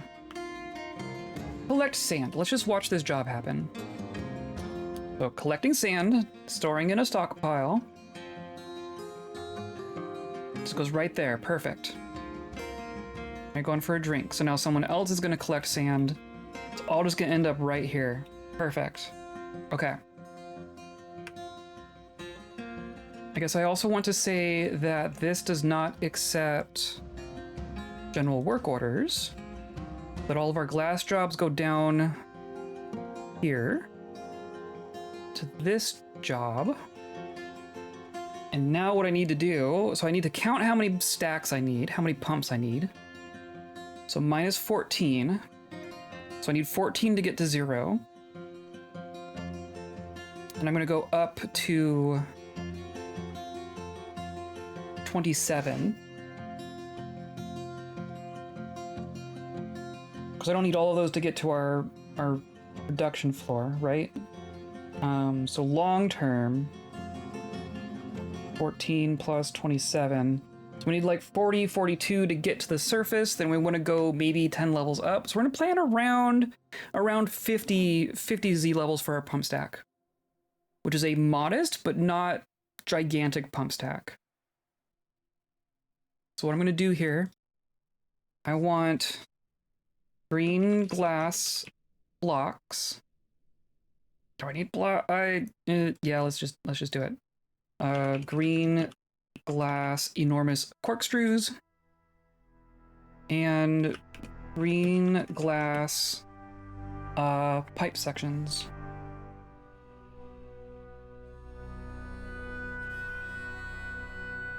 Right? Is it pipe or tube? Green glass tube. I'm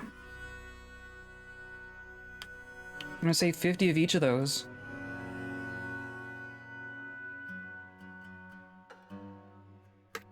And that's gonna take a minute, but we're gonna work on it.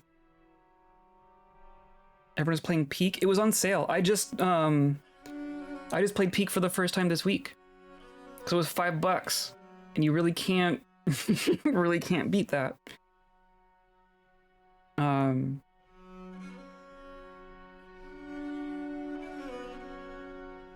it's not bad. I think I am more waiting for Big Walk. I get the impression that like the studio doing Big Walk announced their game, and then this other studio was like, oh, we could do something similar, and kind of like hopped in there as quickly as they could to get something out. It's still a good game, but it's not gonna scratch quite the same itch that I'm feeling for Big Walk. It is more, it's a little more chaotic, I guess, than what I'm expecting, because of course the other game isn't out yet. But it is fun. Can I just say I'm enjoying the stream? I couldn't type as Frank was sleeping on my keyboard. Okay, cool. Yeah, no, you're good.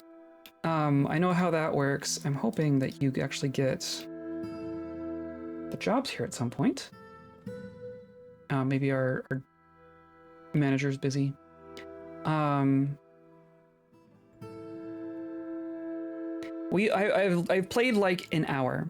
I cannot truly judge it quite yet, but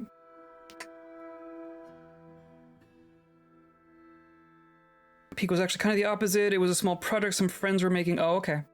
It came out at a suspicious time, but I wouldn't be surprised at that. I also saw, so it's like it has 2 studios in the credits, and one of the studios is the same studio that did Another Crab's Treasure. And I did not know that until literally the splash screen. Oh, we should check our pond up here. Have we flooded this yet? It's getting there. It's not quite getting over to here. Maybe what we need to do is remove a chunk here and have our ponds over here. But this is like drying out as quickly as it's filling in now. But we do have mud. We do just have mud.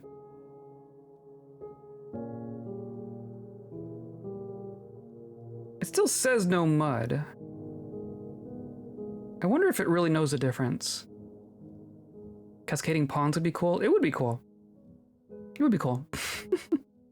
Maybe someday we'll need to get that fancy about farms. I think that farms in this game are a little underdeveloped at this point. Like there's more we could be doing about farms.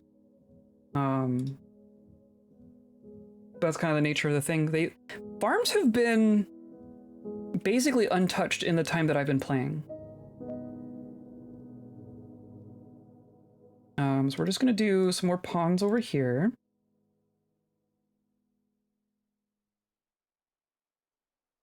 I'm gonna place them all and then set them all. Whoops. Just so we get mud on both sides if we're going through the effort, right? May as well.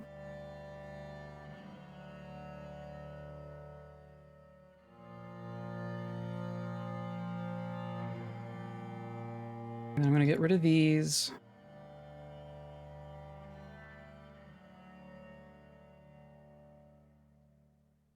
We can finish our roof.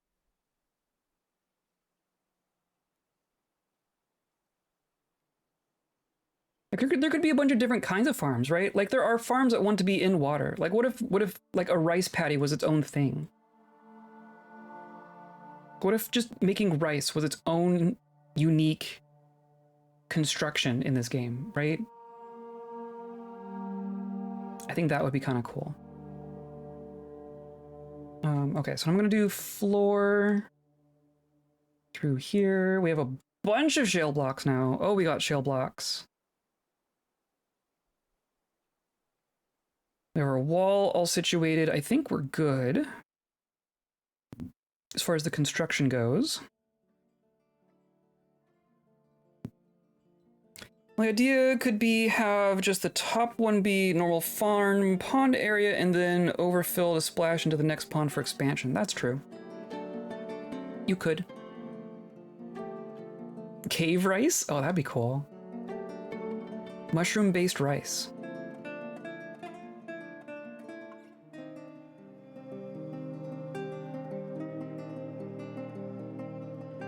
I mean, we have mud. We have mud. I think this basically worked as much as I want it to. So, not gonna worry about it. We also have a bunch of obsidian kicking around, so I think I'm gonna start by putting in some more floor here. I'm gonna start like this. Kind of go straight across. No access, of course. We can also do walls. Like how we want.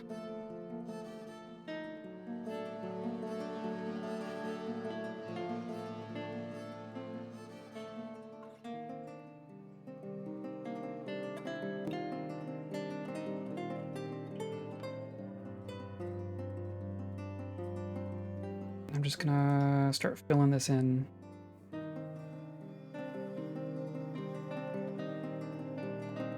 Stop overfill to cut back.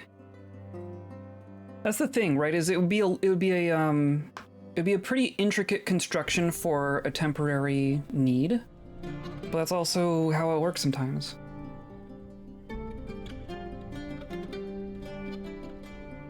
I think I can just do this.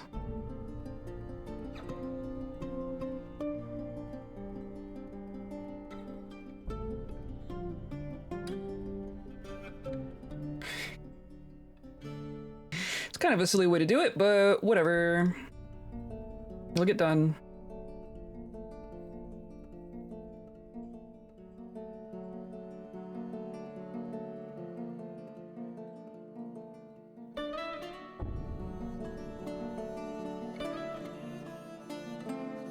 And then chunks of this may get removed as we change things around, but that's just how it works. I guess I haven't really decided how this floor is going to work yet.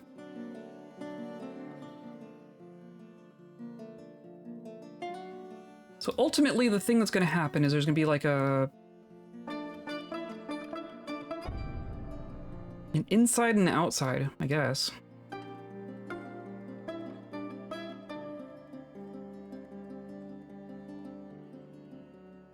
Because there's going to be spaces in here for invaders to be coming down, and there's going to be spaces in here for fortress dwellers to be safe and like firing at them. Kind of the idea. Look at him go! Oh, I love it. Love it, love it, love it.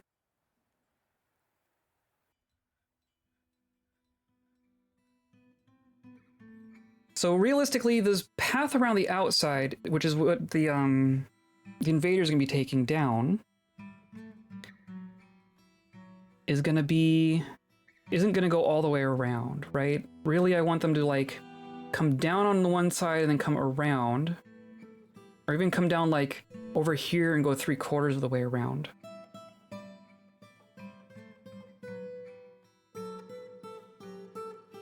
So the way up is going to be like a ramp here. And I'm gonna put a wall here and here. And then we essentially remove this bit and it becomes the inside. And all that is safe to remove because none of it is isolated on its own, right? That should be fine. I guess I want a wall right here too, to block that corner.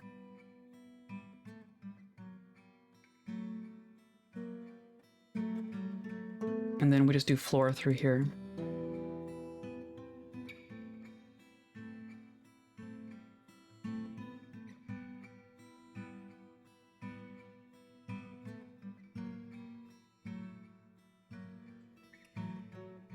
And then ultimately we're gonna have like a wall that goes like this to separate the two. But for right now, I think it's all just gonna be kind of the same stuff.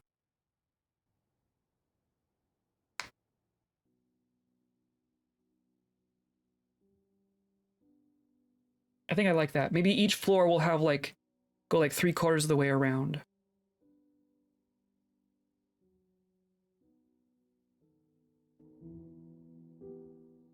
Okay.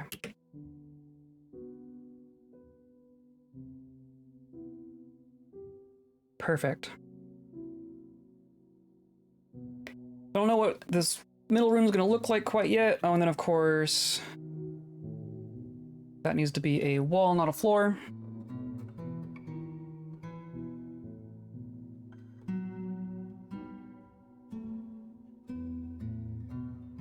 And then we're going to come up and we're going to make our next floor.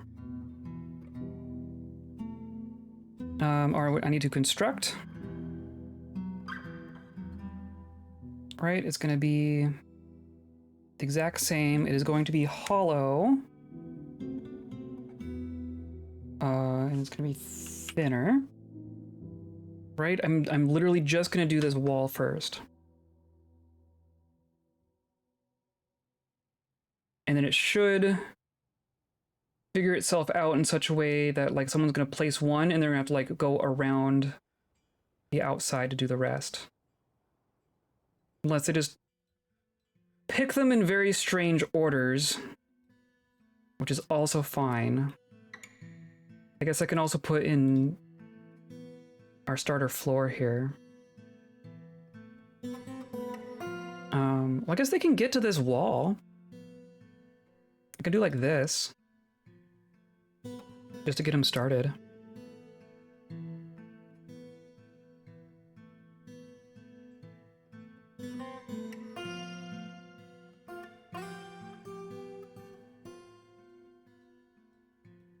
Perfect.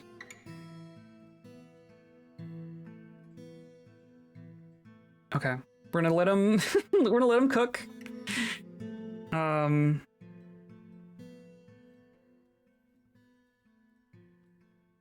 Oh, did you break it? What'd you do? It's just gonna constantly recalculate. That's fine. We'll let them go. And then this looks good. I think actually that's gonna be about as good as we get.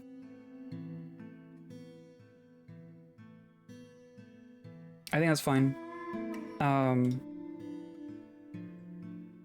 gonna call that good.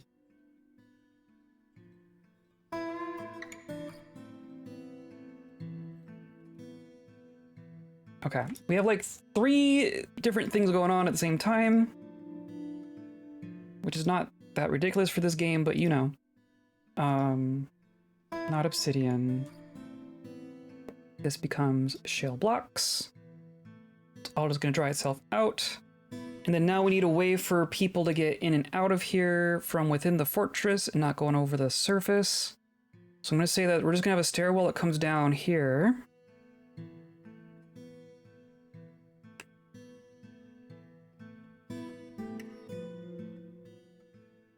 And it's essentially just gonna go like this.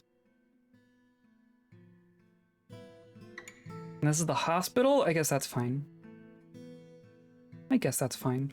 And then like the food stockpile, or I guess the raw food stockpile is way over here. So that's hilarious. We're gonna have to like come up and over here and then down and then right here. But I guess that's not that bad. I guess it's not too bad.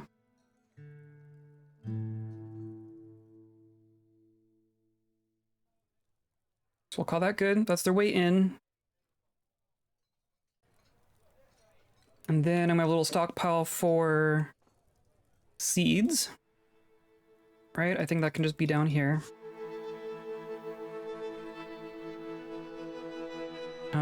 We're just gonna go here and here.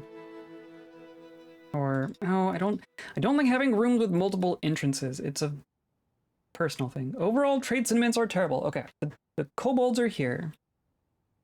Definitely need to trade with the kobolds.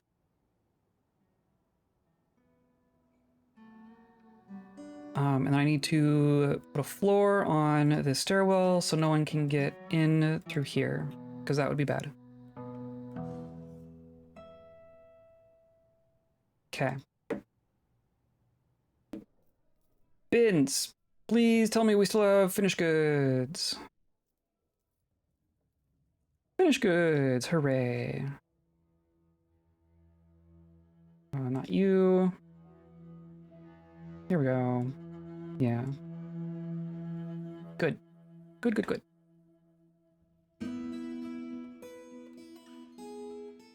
Still sitting at like 200 drink. Is that because... That's all I'm going up to. Let's go up to like 500 drink. Now that things are a little more established. Oh, this one's going up to 500. The other one wasn't. Got it. Okay.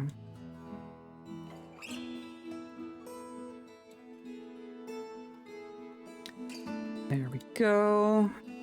You brought a bunch of wood. Excellent. And seeds and bins and perfect. Okay, you brought the things we asked for. Now, in theory, there shouldn't be any artifacts in here. That's just a really nice shale figurine. That's a petrified wood figurine. Wow, we got some really good figurines in here. Worth 100. Carved out of shale. Kind of impressive. Yeah, look at the quality of these things. Shale is not a high-value stone. Plus, there's just so much in this bin already. Wow.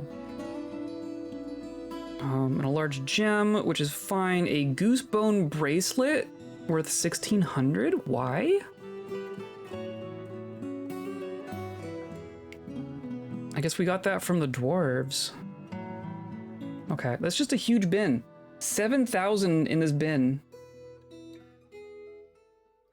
Well, I'm gonna ask for all your seeds.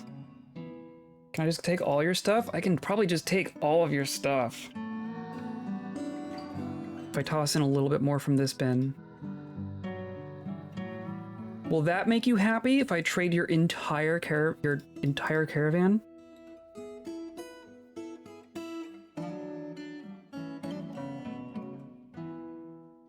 Come on. I was gonna say, you really need like 50% profit? Okay. Let's make this gigantic trade. And then for good measure, I'm also gonna gift them just a little pile here.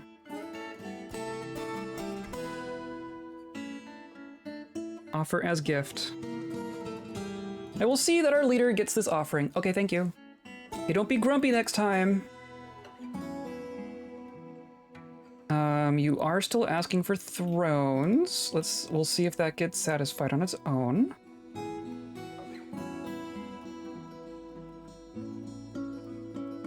Okay. They're working on it. Didn't get it perfectly, but got pretty dang close here. But I think I just put floor in here.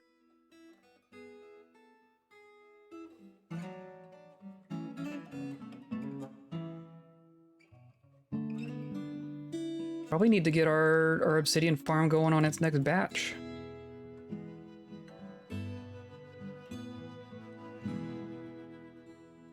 Cool.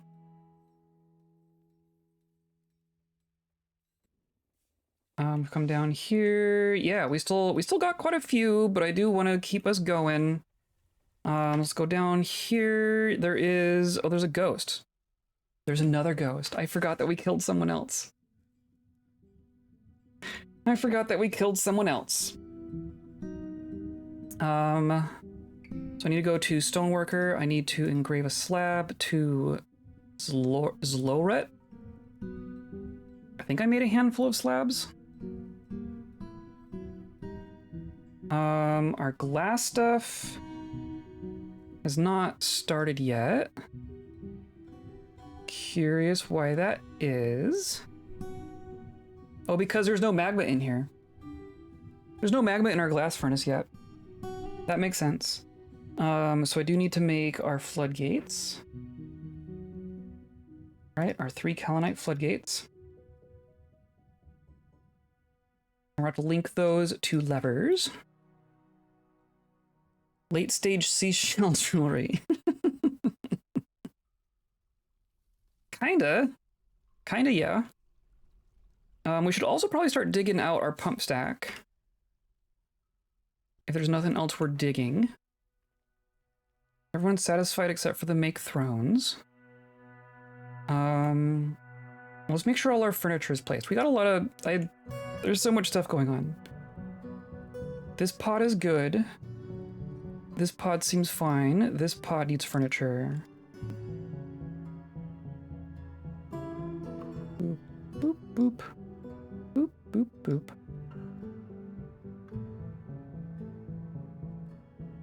And then you get some chests.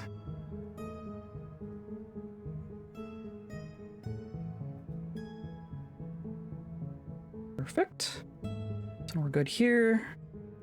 You all need furniture, and you are all good. Okay, so we're very close.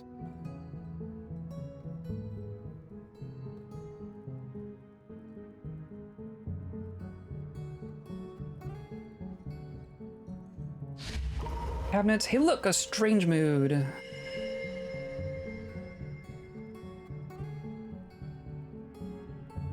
Make cabinet. Oh no. Let's just do 10 more rock cabinets.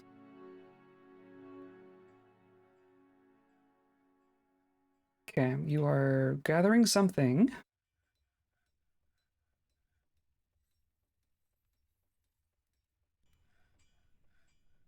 Oh, and then our magma farm. That's where I saw the ghost. Okay. So I need to close our access and then open the thing. So there's our drain, this is water, this is magma, this is access. I'm gonna close the access and open the magma.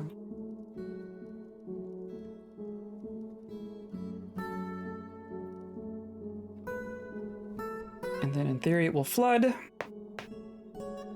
In theory we fix the thing so it's not gonna kill someone this time. That would be extra good. And that should be fine. So then we close the magma and open the water.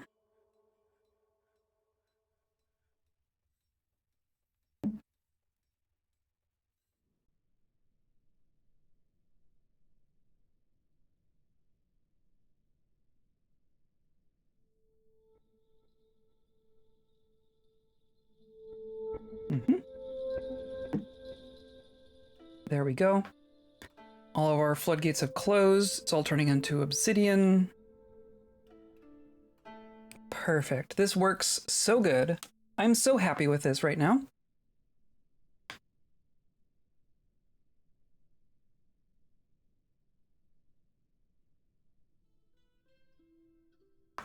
And then I can probably go ahead and turn this off. And open the drain in case there's anything left in there.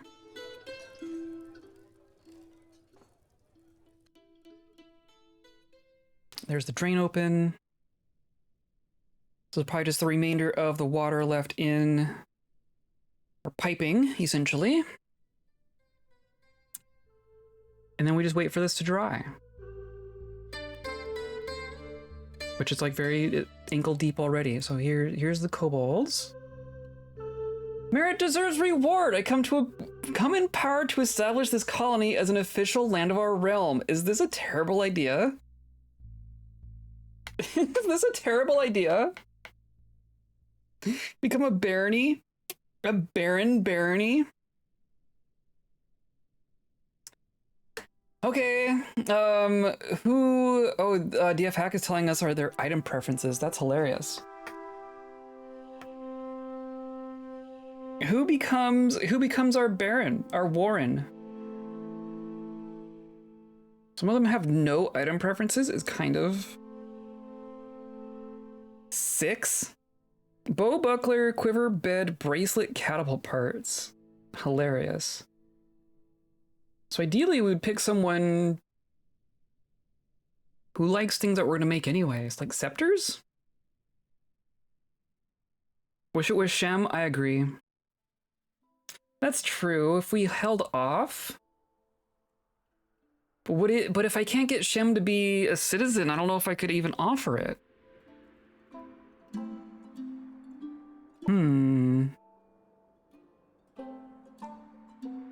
I don't know there's a whole lot I can do about that. I do think that would be cool though. I could maybe, there is a way to inherit now. If I could get Shem to be a citizen, I could make her the apprentice, and then an accident could befall the one that we pick. So maybe let's not pick anyone important. I'm gonna say Krar, the animal dissector. And then if something happens to Krar someday, then that's fine. And then what do we ask for? I think we're probably good on seeds. I'm gonna ask for seeds and wood anyway. I would love some plant cloth and then maybe some silk. Sorry, Quar. Quar will live the life of luxury for a little bit. Oh, cool, when they start adding the preferences in that scene, I'm pretty sure that looks like a DF Hack thing. But that is brand new to me. That has to be really recent. I'm pretty sure that's DF Hack. But it's even new to DF Hack. Pets? I think we're probably okay on pets. Plants? Oh, but you're just gonna have plump helmets. That's whatever. That might be all we need from you. Might be all we need. A need for amulets is expected.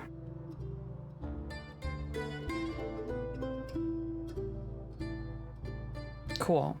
And then get the corner, please. Please don't just leave the corner. Perfect. Okay. So we're gonna let this dry out so we don't drown someone in there as we mine it. But otherwise, we're good. Water's closed, magma's closed, access is closed, drain is open. Okay. We've been made a Warren, so now we have a Warren, and now we have a lead apprentice. So now, Krar, the overseer of Veil Cages, sure, we'll let you believe that for now, needs some quarters. And Zonmi, the miner, has created Saga's Rise Akok Arso, a tetrahedrite millstone. Okay, thank you. Let's get that placed in here. Our tetrahedrite millstone, sure. Why not?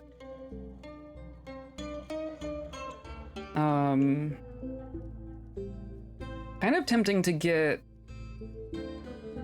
our quarters set up in the tower, but I don't think I want to spend that much time before the quarters are set up. This is going to be our outdoor seed stockpile. So all of the seeds except for Plump helmets.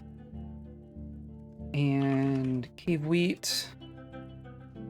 And dimple cups. And pigtail. And rock nuts. And what's the other one?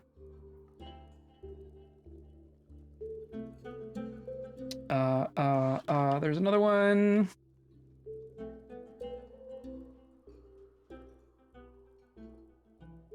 Plump helmet, dimple cup, rock nuts of Cory bush,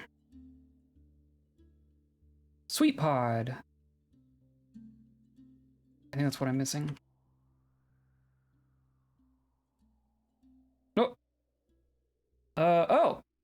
The camp of Incubates, a short walk to the northwest, looks to your thriving economy for its future prosperity.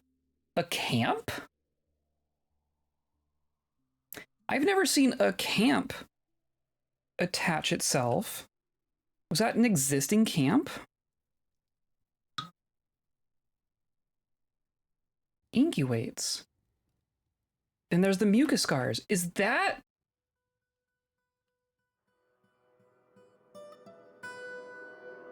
That's hilarious. I'm somewhat certain. I don't want to attack. It's a dwarven camp.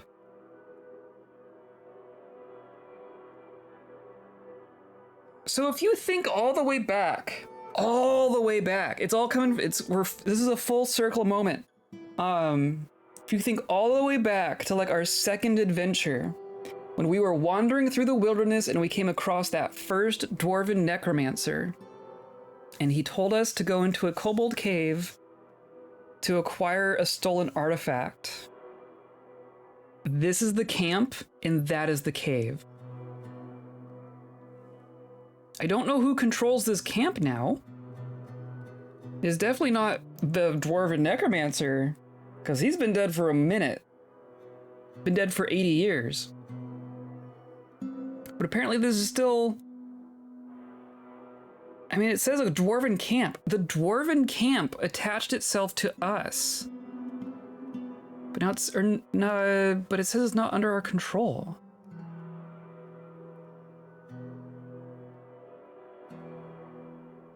The camp of Incubates looks to you for their prosperity. I don't know what that means. I don't think they're attached to us. Because it's not under our control. Cannot communicate. What does that mean? I have a messenger. I have a messenger.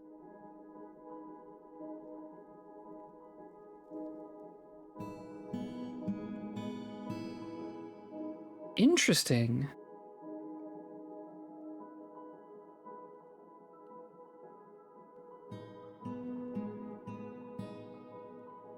I don't... Interesting. Trade hub and all? Yeah. I'm astounded that you could possibly remember that. I remember it very clearly. That was like the inciting force of our entire story. Like I did not seek out the necromancy in this world, right? Like I've kind of latched onto necromancy and slabs and all that kind of stuff as the main through line of this world. But finding that first necromancer was completely unintentional. That was literally walking around, finding a camp, and it happened to being a necromancer just standing there. That's what started this whole dang thing. Everything in this world that happened since then is kind of because of that one incident. Just happening across a necromancer in the wilderness. So yes, I remember that. I definitely remember it. That is interesting. Looks to your thriving economy for its future prosperity. I don't really know what that means.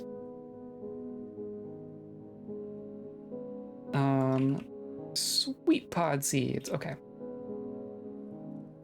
So then I want to come up to These are the events that have shaped the series and world. Yes. Like, very, very definitely. So now this is going to have none of the seeds except for plump helmet spawn, cave wheat, sweet pods, rock nuts, dimple cup spawn, and pigtail seeds. Send a messenger? It wouldn't let me. And see, I'm wondering if it's like I assigned a messenger before our positions changed. So I wonder if I just need to reset it. What if so you're Duray? I'm gonna say no one, but I'm gonna put you here.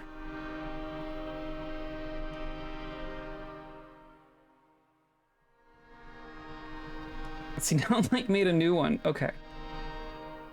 We're gonna have a second one as well. Adequate negotiator. Siege operator, proficient negotiator, sure. If I have two messengers, I'm gonna go here. It's like it's because it says no contact.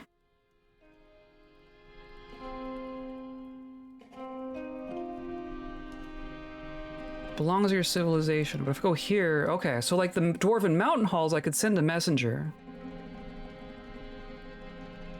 But I can't to this camp. That is so strange. I could send someone to this goblin fort, even though we haven't had contact. That is so weird. Can you communicate camps at all? I could communicate with this goblin cave. That's a cave. This is a camp. I could communicate with that camp and these hillocks and that camp and the human camp and the kobold camp and the kobold camp and the human camp, but not the dwarven camp. That is weird. That is pretty weird. Goblin Cave, do you need any kobolds living there at this time? Please respond. We could send someone to our kobold fortress, or actually we couldn't because it's our civ.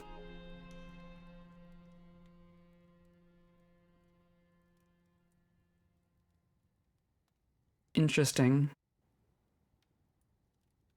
Strange, strange, strange, strange. We're gonna have to try some diplomacy stuff at some point, because that is definitely the new thing with this version. I think the other thing we're gonna start doing is we're gonna start digging on the. I guess I do want to dig all of this, don't I? I'm gonna start digging all this out.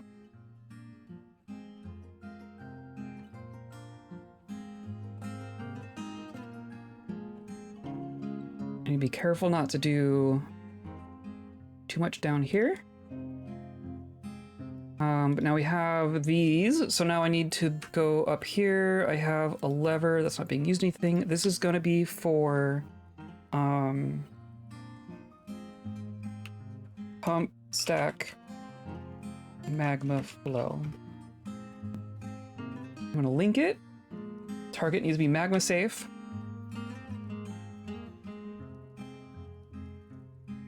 I'm gonna link here, and here, and here. No magma safe mechanisms available. Okay, cool. Let's do rock mechanisms. Just make 20 of them, and we're gonna hope that one of them ends up magma safe. That's how we're gonna do that. And then let's check up here. How did we turn out here? This looks close. Looks close. Some of our walls clearly got canceled. And of course I'm gonna have to like remove this one to get there, of course. Here, here, here. Move that one. Go here. I just need floor. Like, oh, I am out of. No, not wall. Not wall. Floor goes there.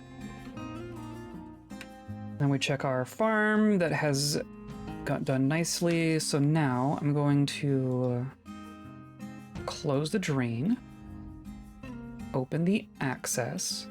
I'm going to place our slab.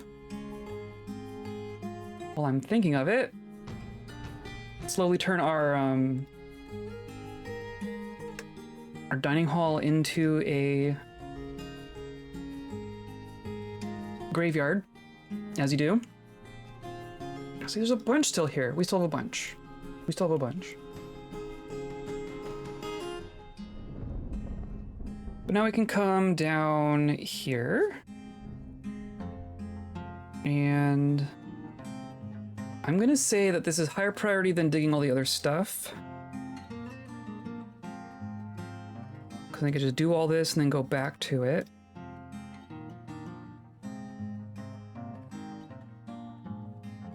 I'll let them dig there.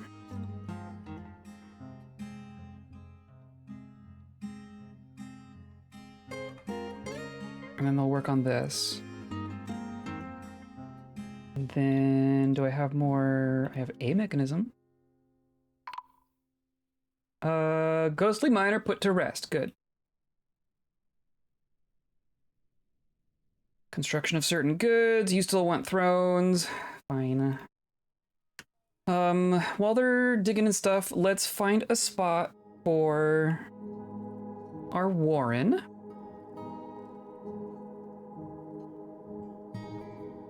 I'm thinking maybe over here would make sense. I'm gonna do like this. We're gonna do bedroom, office, dining hall. I guess I want bedroom to be a little bit bigger. And then like a throne room. Not a throne room, but the opposite, a tomb.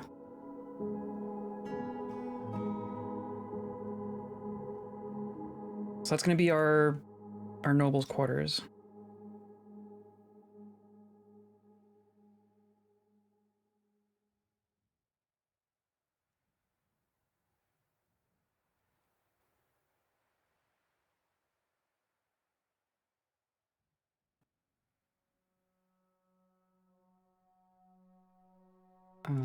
Right, we'll just do like this.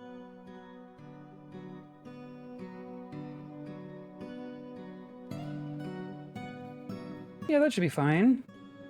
I have a bedroom entrance, and then everything else is just through here. And then if we need, we can have another road coming back here, but I don't actually think it's going to be necessary. I don't think it's going to be necessary. This is the edge of the map, like right here.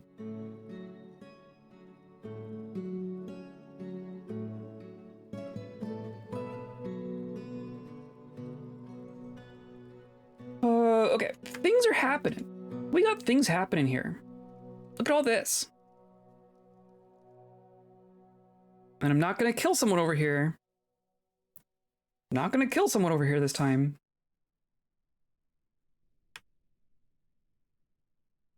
And we have obsidian ending up down here. Let's go ahead and start making our blocks. So we don't end up with just a million obsidian scepters. A gray langer has stolen a book. Where did you... I guess I don't have a place for books to go. A monkey stole a book.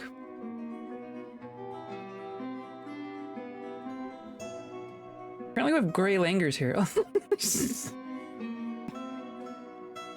Every time I see a new portrait, I die. I die. A gray langur. It's a kind of monkey.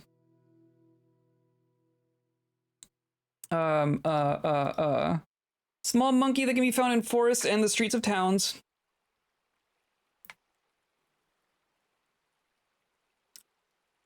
Apparently that's what we got. We got crundles, we got magma crabs, we got gray langurs. Hey, we got giant bats in there too. Bottom level tower as library. There's definitely going to be a library. There will be a library in the tower. I think maybe the top, honestly. I think Shem's quarters are going to be the very top of the library. And then Shem's quarters are going to be the very top of the tower. And a library will be part of that. That is my plan. But like in the meantime, I don't actually have a spot for it to go. Okay. So now I want to get the rest of this floor in here.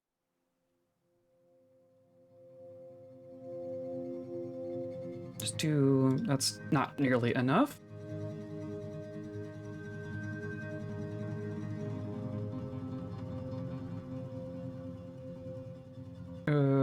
Right? Is that a thing that I can do? I think I can do that, because then you can just step out to here. I think that's fine. Ideally, I guess maybe this should be like a one tile back. Though maybe it doesn't matter. Maybe it doesn't matter. We haven't decided on how this is all working yet, so I'm not gonna get too fiddly with it yet.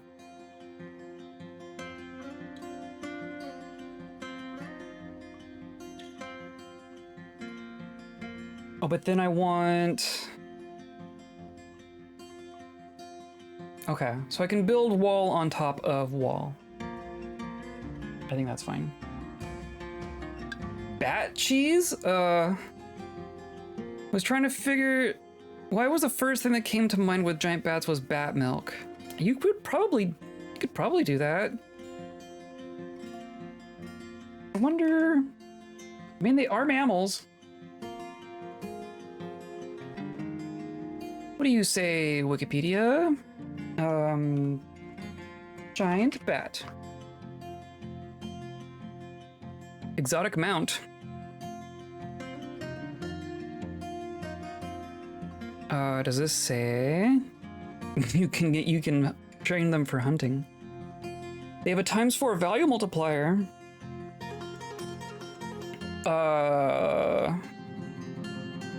Sup, how's it going? How's it going? Can you milk giant bats? Can be trained into high-value pets. Can also be trained into hunting beasts. Like all trained animals, they will not fly, making them a bit less useful. Can also be used in the meat industry. While they produce less meat than other giant creatures, giant bat butchering returns are worth 4 times as much as common domestic animals. I don't think... This does not mention milk.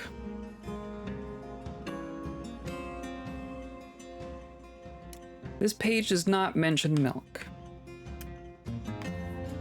We are working on a necromancer tower for our kobolds, for reasons. We're paused. We have a couple different things going on right now. We're making an obsidian necromancer tower. It will eventually have a lava feature. So we're also working on a magma pump stack. And at the same time using that to try and make a magma forge area. So that's all kind of happening in the background. We just got turned into a warren, which is like we're playing a mod that lets us do kobolds because they're adorable. So we're a barony as of a couple minutes ago. So we're digging out some space for our baron equivalent. We are working down here in our obsidian farm. We got our obsidian dug out, so now we're hauling it back upstairs and turning it into blocks down here. while turning into obsidian blocks for our tower. Kobold Fort. Kobold Fort! Because why not? Because they're adorable. Because they're adorable. Please maintain your dignity. So that's kind of where we're at. I was working on making more magma safe mechanisms. So I can link you. Yeah, okay. So now I can link you. Magma safe at the target to that one. And then we'll be good. And we can start making the things for the pump stack.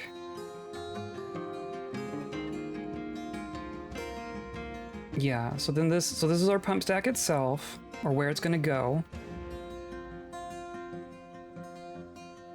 Actually, let's go ahead and dig the rest of this as well.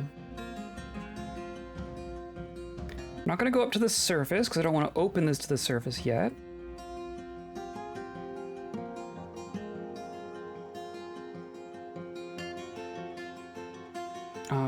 But I guess I care about all this. Lovable scams and civic-minded, yes. They get up to some shenanigans. We had some shenanigans for sure. Been a while since I saw one of these. Most streamers are very much in the beginning stages. That's fair.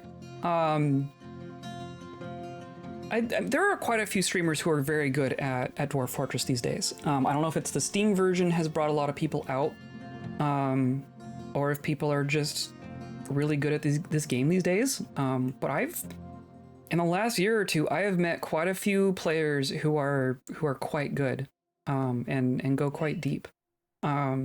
We've been in this world for a hot minute. Our first fortress started in the year 100, so we've been playing in this world for 84 in-game years, which is quite a bit. This is our fourth fortress in the world, and I don't know. I've just been enjoying crafting a story and making things happen and making things weird, and it's been a great time. I've been enjoying it. I'm gonna put in some more tables and chairs. Our silly little spot. Now it's spring. Dwarf Fortress gospel has spread far and wide. It's true.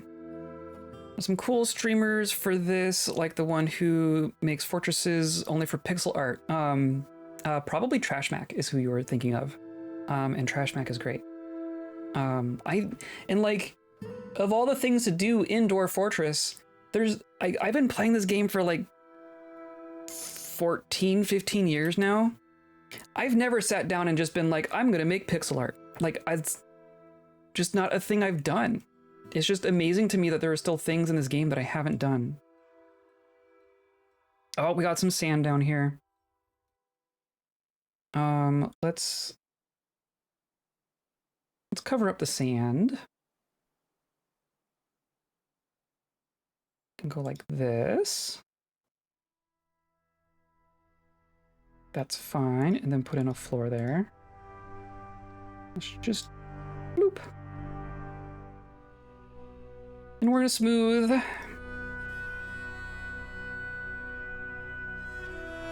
Smooth it all, why not? The elves are here! What a pleasant surprise. Not a single tree here weeps the abuses meted out with such ease by your people. There are no trees here. We are in a completely desolate landscape. Joy! The dwarves have turned a page. Not that we would make paper a travesty. Perhaps it is better said that the dwarves have turned over a new leaf and the springtime for our two races has only just begun. Don't look in the caves. There's a bunch of stumps. Spent hours in Legends mode cross-referencing, yes. Legends mode is great. Also play only in one world, but I wrote down everything that happens. Wow. I have slowly been turning what's been happening in this world into YouTube videos as well. There's a couple of episodes at this point, because what we've been doing in this world has been going back and forth between adventure mode and fort mode.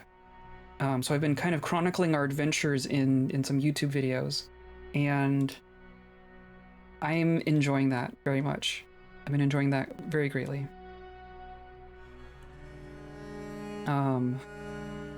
Okay. So now, in theory, can you actually dig up? Can you dig that up? I'm gonna give them a moment and see if they can figure that out. Oh, they were digging there. Okay. Okay. We're also going to need a floodgate here. Are you just grabbing rocks? Okay, you can have some rocks, it's fine.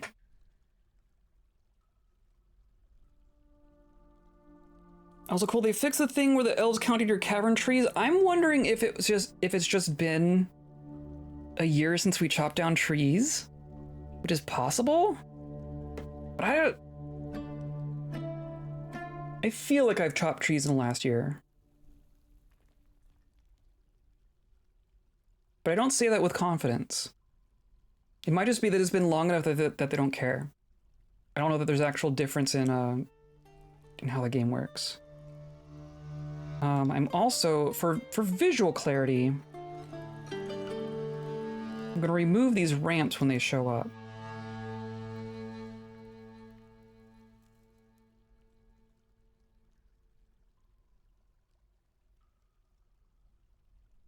Just for the sake of being able to visually parse what's in here.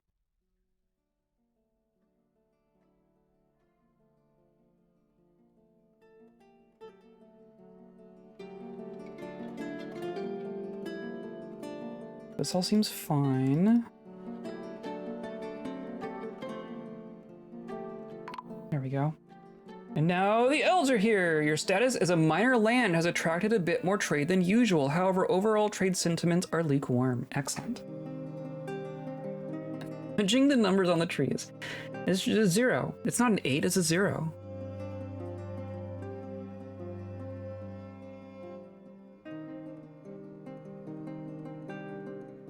And I'm probably not going to trade with the elves, for being honest. Okay, so I'm going to pull this lever. Or no, I'm not. Well, actually, yes. I'm going to pull the lever for the sake of testing the lever.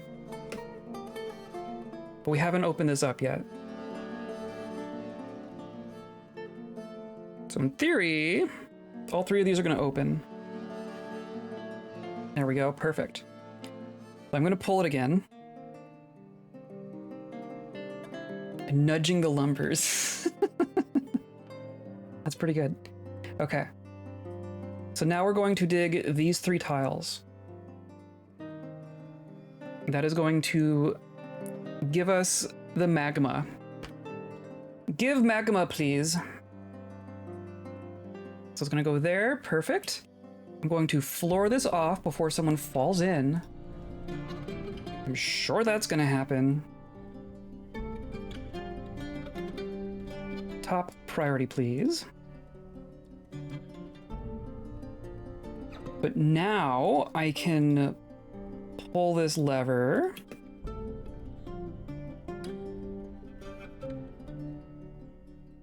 To let some magma in. Perfect. And then it closes. And now we're safe again. And now I have a functional glass furnace to create the materials for the rest of our pump stack. Great. This is gonna sit here forever. They need to make like 50 of each of these things. So it's gonna be 150 jobs of bring the sand down, make a block, bring the block and the bag back up. Yep, perfect.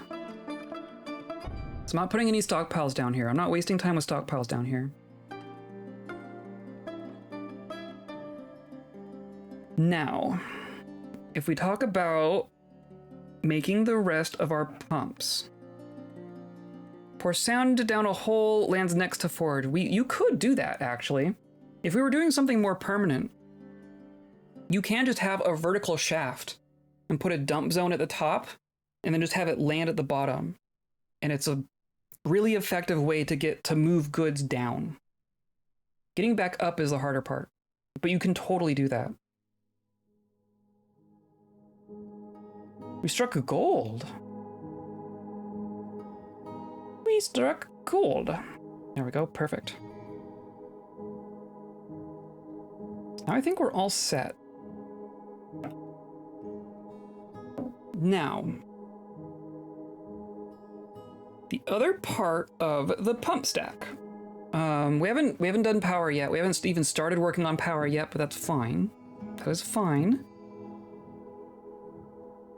We don't need to do anything special with the bottom. I do kind of want to get the rocks out of here. I'm thinking I'm gonna go over to our stair over here and make a little dump zone. I'm even gonna put it like in here. That's gonna be our dump zone. And I'm gonna use that to just dump out. Oh, you got stuck.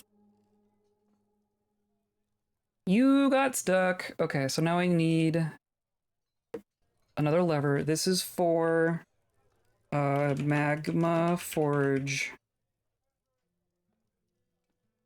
Magma. You get linked in a magma safe manner to this one. Quickly, Blaze. We weren't supposed to be this prosperous. True. True. Hey, look, a strange mood. Good night, JM. Thanks for coming by and hanging out. Things are progressing. Definitely still got quite a lot of work to do in the tower itself, but we are getting there. We are laying the groundwork. I am planning on doing Monday and Thursday again next week, so I hope to see you then. I'm pretty sure. Monday of next week, actually. Thursday might be different. But I'm gonna dump just all the rocks that are in here. I'm gonna have them haul them upstairs so they're not just in the way.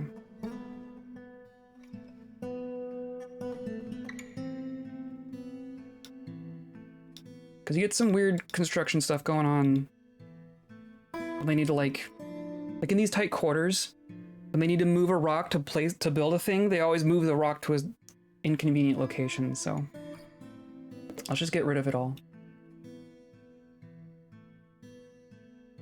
Giant cave spider and raven are fighting.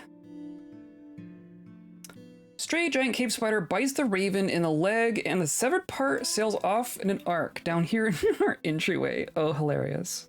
Okay, sure. Why not? Is this a corpse? Do I not have a... I don't know if I have a refuse stockpile. Maybe that's what's going on here. Refuse. Never actually made a refuse stockpile. What is the missing 222? 222 missing nemesis. So this is a DF hack readout. And that's kind of an ongoing saga.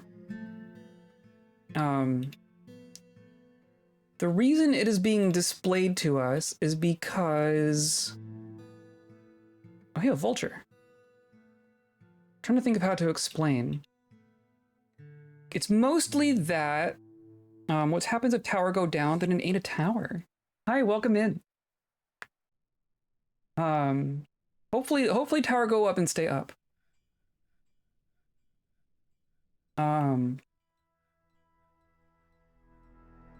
So there's the base game and there's DF hack, right? And they're done by different people.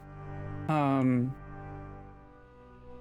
think it's mostly a matter of the developers think that there are bugs caused by these missing Nemesis records, which is just an under the hood thing. I don't know how to... It's really nebulous to me, so I'm not gonna be able to give a really good explanation for it. Basically, the game keeps track of a lot of things on a lot of characters. One of them is called a nemesis record, and it's not even necessarily related to nemesis. It's mostly just like, I don't even know what it stores.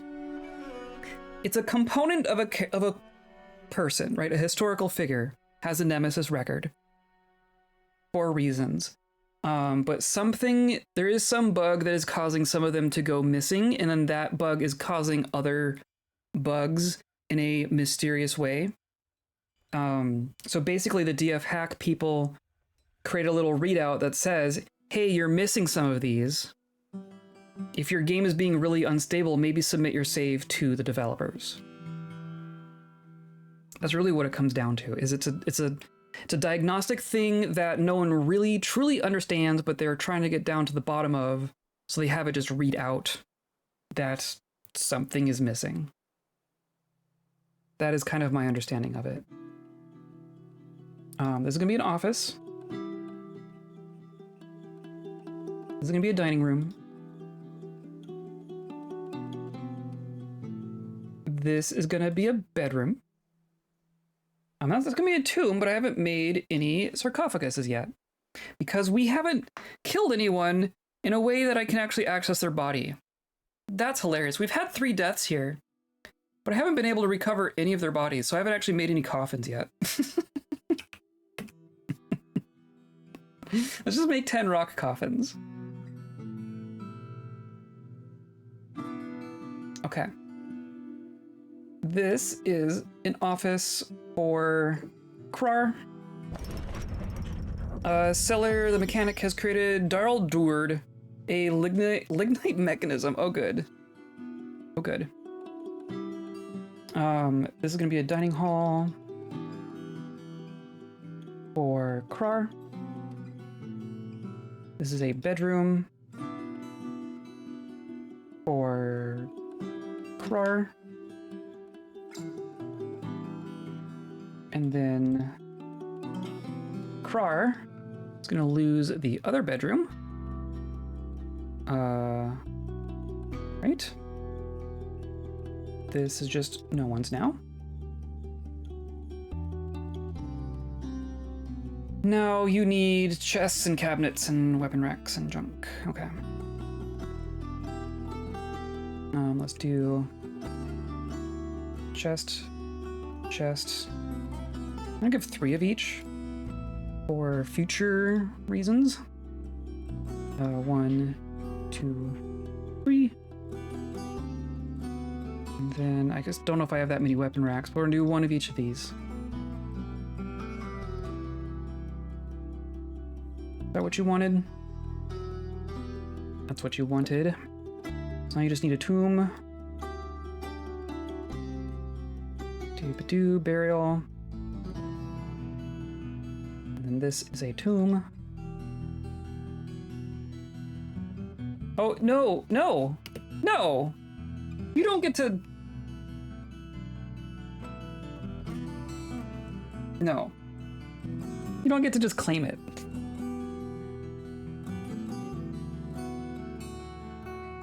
Okay, if I do it while we're paused.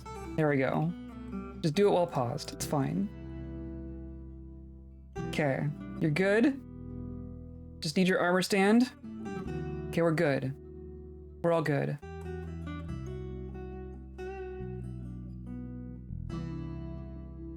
Our blocks are getting done. I'm gonna put that mechanism in our treasure temple.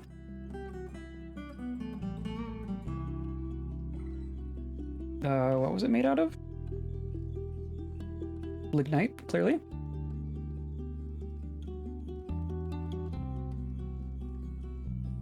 Been a while since we moved in. Have no thoughts, my brain is mush from UK heat and packing to move house. Oh, damn. Those are definitely two things to deal with at the same time. As you can see, I've recently been dealing with packing. I am now dealing with unpacking. But we moved into a house. We have a house! We now have a house. As of this month, we are fully moved out of our apartment, our old apartment. And now we're just here slowly unpacking boxes, but holy cow, there's a lot of boxes. We have a lot of boxes. So we're working on that now. Okay, so we got a bunch more of our obsidian turned into blocks. So I do want to put in our walls and stuff. I guess I could, in theory, can I make... I don't know if this is technically the same. Not gonna be the same.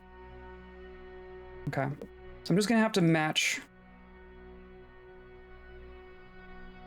what's going on down there.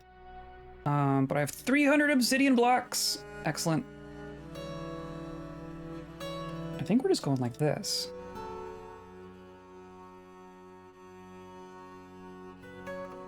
I guess I want... Oh, I need here. That's what I need. And here. And here. Okay.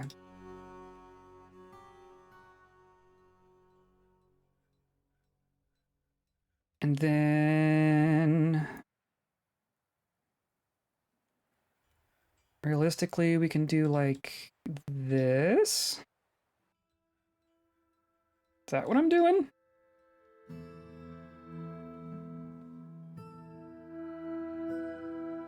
Right, because there's not floor beneath us here. Cancel. I'm going to remove... I'm trying to be conservative with our blocks here. So I think I want to remove there and there. I don't know. Like, I haven't really planned out exactly what the inside of this is all gonna look like yet. Some of this is kind of loosey-goosey so far. If I go like this, and then like that, actually that should be fine. But I do want to remove...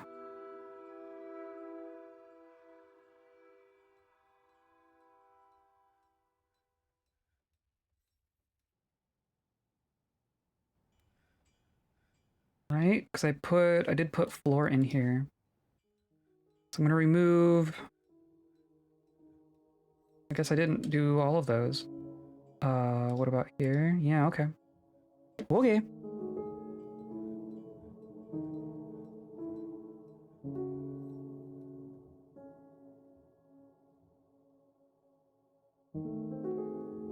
Yeah, okay, that's fine.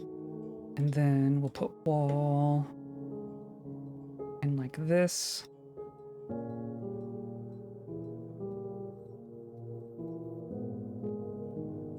Right? That should be fine. It's not gonna blow anything up.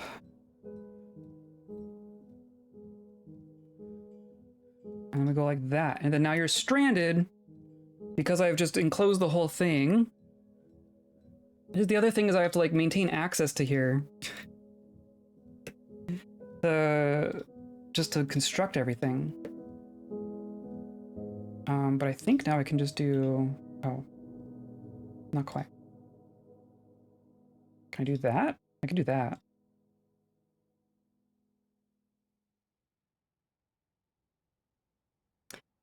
And then...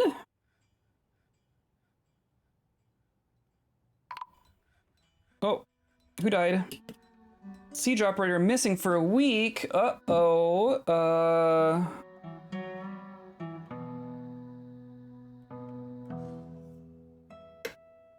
Good. What am I doing that's dangerous right now? I didn't... Uh-oh. I didn't think I was in danger of killing anyone right now. This is all working. This all seems fine. They've cleared out our stuff. Oh, because... Damn it! I didn't open the thing. I managed to get the mechanism put in and not pull the lever in time to save him from just starving to death. Oh, oh boy, just fast FPS problems.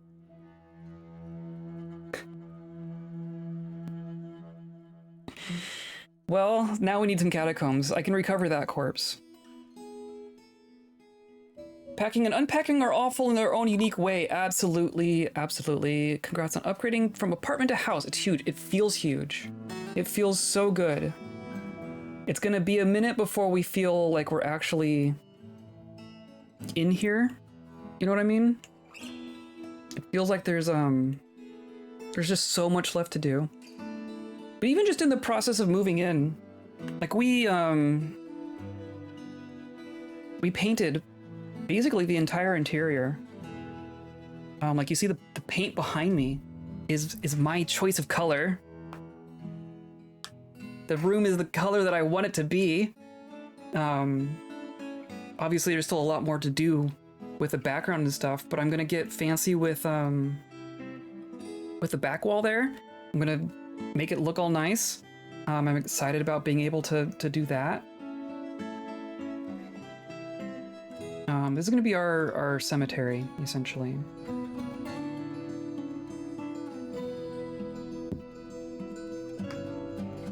Yeah, we'll just do that.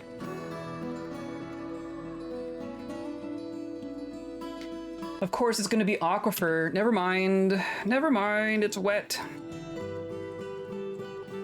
Done with wet. We could go down one more. Or even like up here.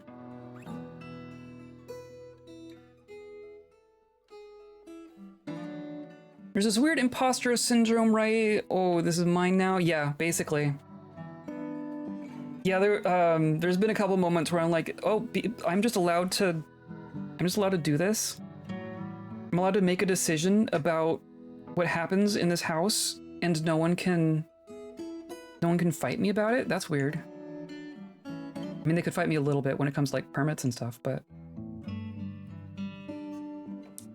it's weird. It's definitely weird. Do I just make the I'm gonna make the catacombs directly adjacent to the hospital, and we're gonna say that that's not ominous or anything.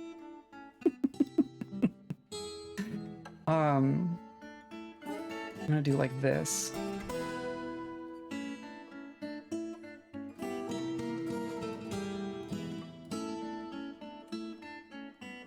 Do something like this.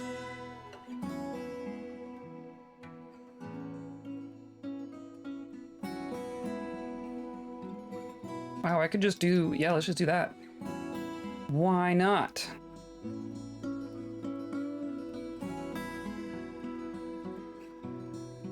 This might also end up damp, but whatever. I do feel like your tendency towards games like this means your house projects are going to be large and many. Unfortunately. Ask me about all of my in-progress projects.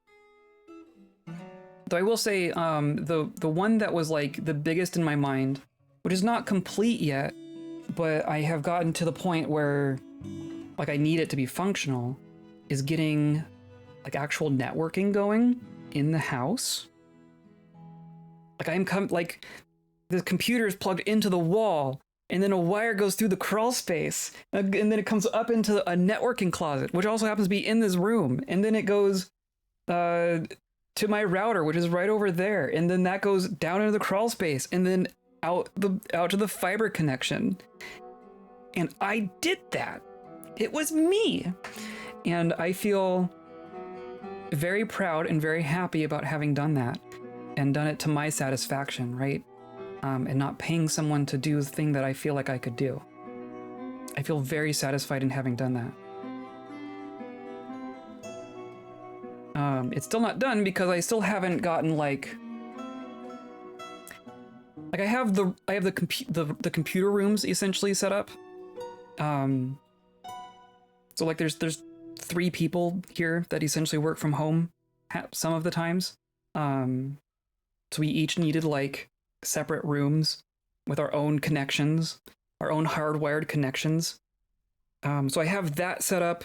I do still need to run out to the living room, which turns out to be its whole other thing because the wall that I chose used to be an external wall. I'll figure it out. And I also need to do our security cameras because I want to do hardwired security cameras as well. But that is like less crucial, right? Like the fact that I can plug in my computer and have it hardwired to the internet is kind of the biggest deal right now. So I'm really happy to have that done. Okay, gonna toss in some doors. And look, my catacombs aren't leaking. It's actually just dry. Holy cow. Okay, now we have tombs. RIP UK houses and a lack of crawl space to make that stuff easier, yes. I mean, that's the downside of having houses that aren't made out of cardboard. I have PoE security cameras and it's so convenient and reliable, yes. Yes, I have all the equipment. I just need to do the actual wire runs and install them. But I have like a PoE switch. I have my cameras bought. I have the cable bought. I just need to like do the thing. It's just been, you know, it's been priority number 2 for a while now. But I'm getting there. Upside of no cardboard houses, very sturdy, yes. Though our house, we found a house that's kind of in that nice nice middle ground. This is not a modern house. This is an older house. Well, this is an older house by United States standards. Preface that, I will say. But this house is 75 years old, which in some ways means it's more sturdy than a more recent new built house. It also has air conditioning. That's kind of my big secret right now. So I have a mini split right there. I don't have it on right now because I don't know if how I don't think it makes that much sound, but I don't want it to make sound. My seeds never ended up in here.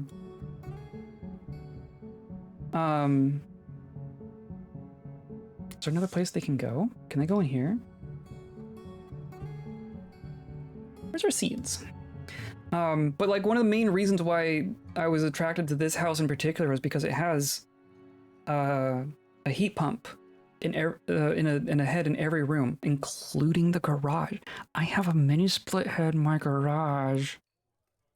My unfinished garage, so it's not on or anything, but like if we can get our garage cleaned, because now it just has half an apartment's worth of stuff in it, and then like insulated and finished properly, we can make like a really nice workshop area out there. And that is also really exciting to me. Where's my seeds? Where are my seeds at?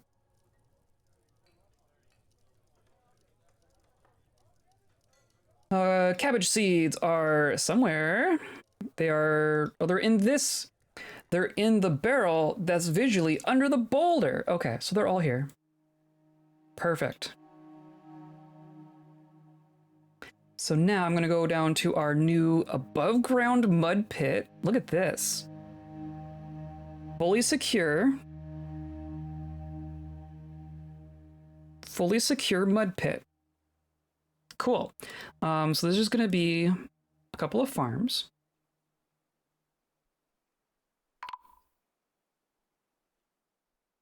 I'm gonna do like 4x4s, and then our humans are here.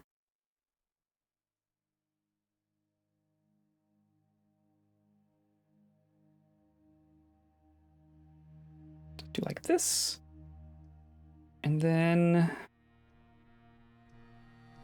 maybe like this. Cool. The wagons have bypassed your inaccessible site. Yes, well, that's the thing, is we're not really equipped to handle wagons. I don't know if I want to fix that. Status as a minor land has attracted a bit more attention. However, trade sentiments are lukewarm. That is fine. That is fine.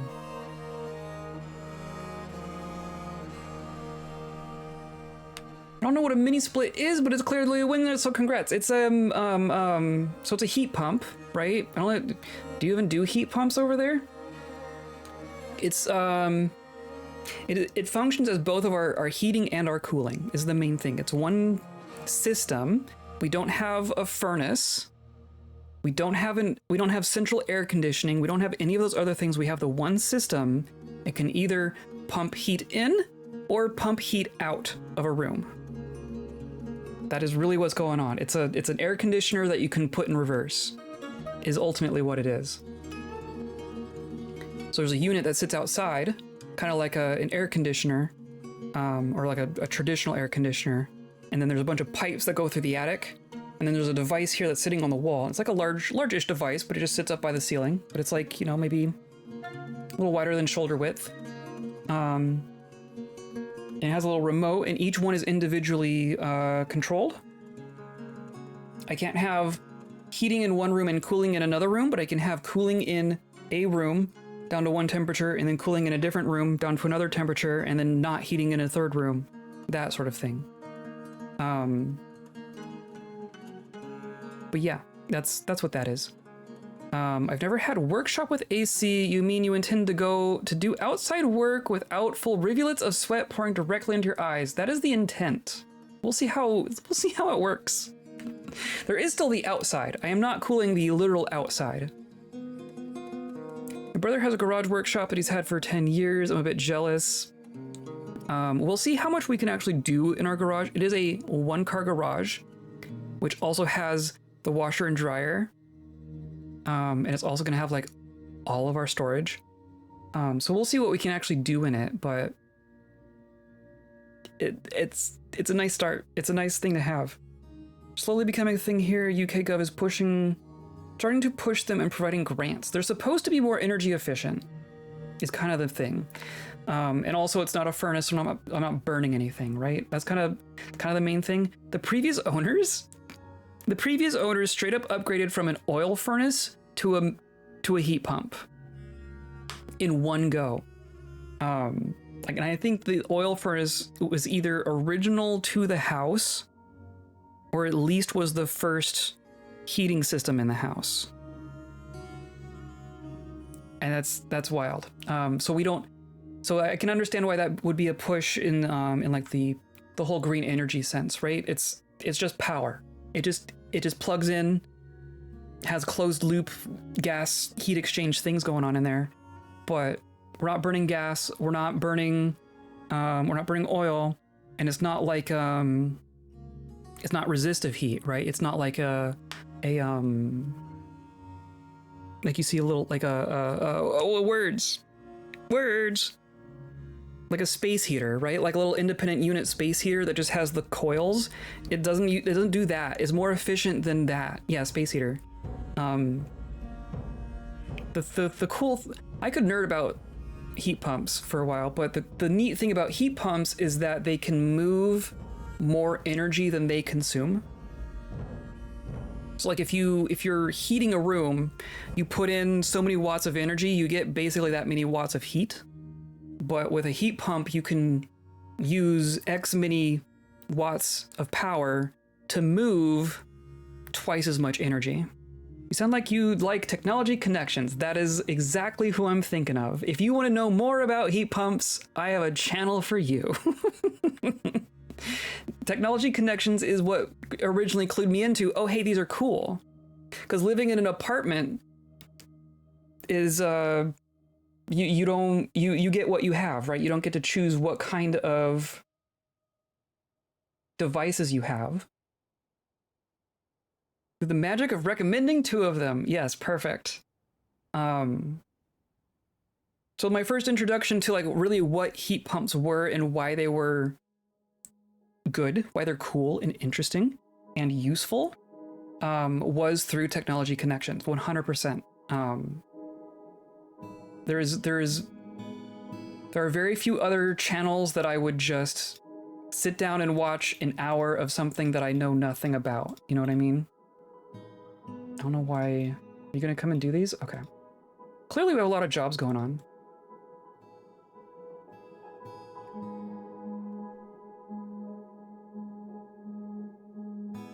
Are they inexpensive? I would not say they are inexpensive. Is inexpensive to me because it already existed and it was kind of just wrapped into the price of the house, which is what was really the appealing part for me, because like installing one is probably a pain in the butt. I can say that, like, we can see they kept all their documentation. One of the things that they left for us when we first moved in, like when they handed us the keys, just this giant packet of all of the manuals and stuff for all of their appliances, like the heat pump, but also the fridge and the dishwasher and etc. etc. They just like had all the documentation sitting there in a pile for us to have. It was great. Bless their hearts. Yeah, no joke. What? That really, do I only have the 3? I have more than those 3 things. Well, this is gonna be for rye. We're gonna start small here. That one's gonna be for rye. This one can be for strawberry. And then this one can be for bladeweed, which is a dye. And then we should check our labor as well. We have 2 planters. I'm gonna toss in a 3rd planter. Our clan voice, a miner, and our fixer. Maybe the fixer can help out with it as well. I think that's fine.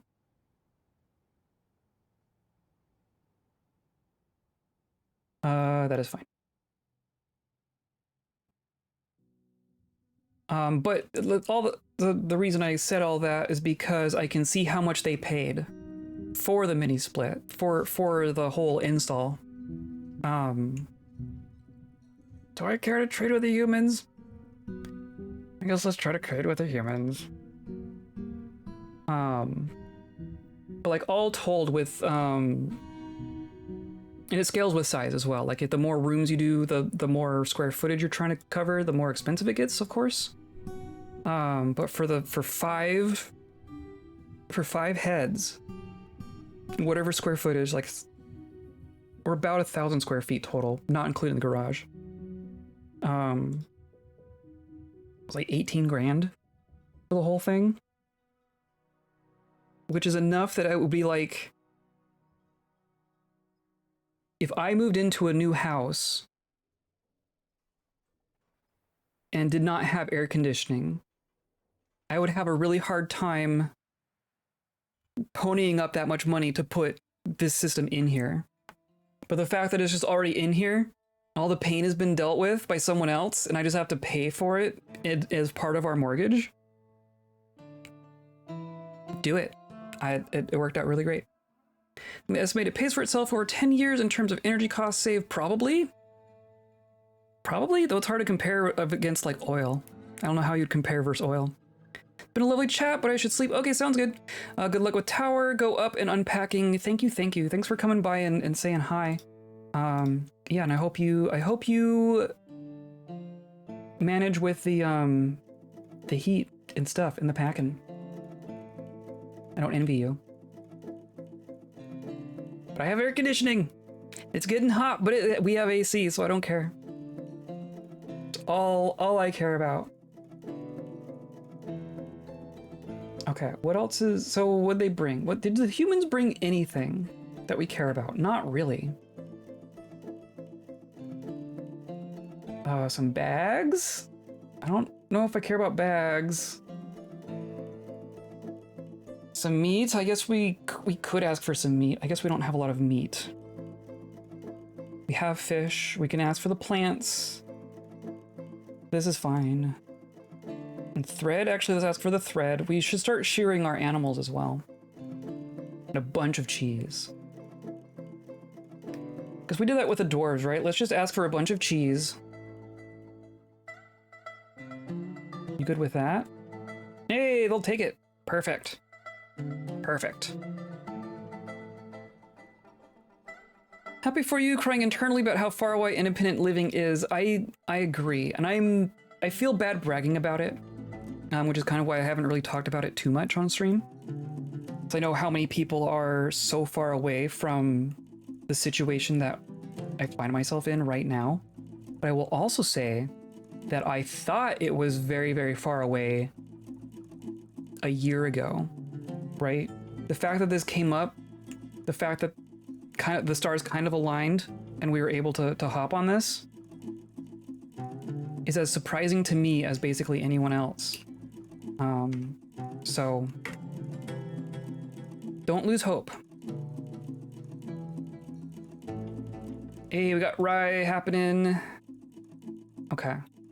We have an above ground farm. Look at that. We farming.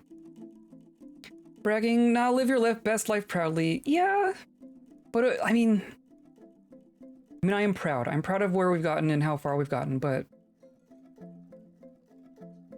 money things being money things. Even our financial situation is like, there's only so much that you can control directly, right? Oh, look at all these rocks.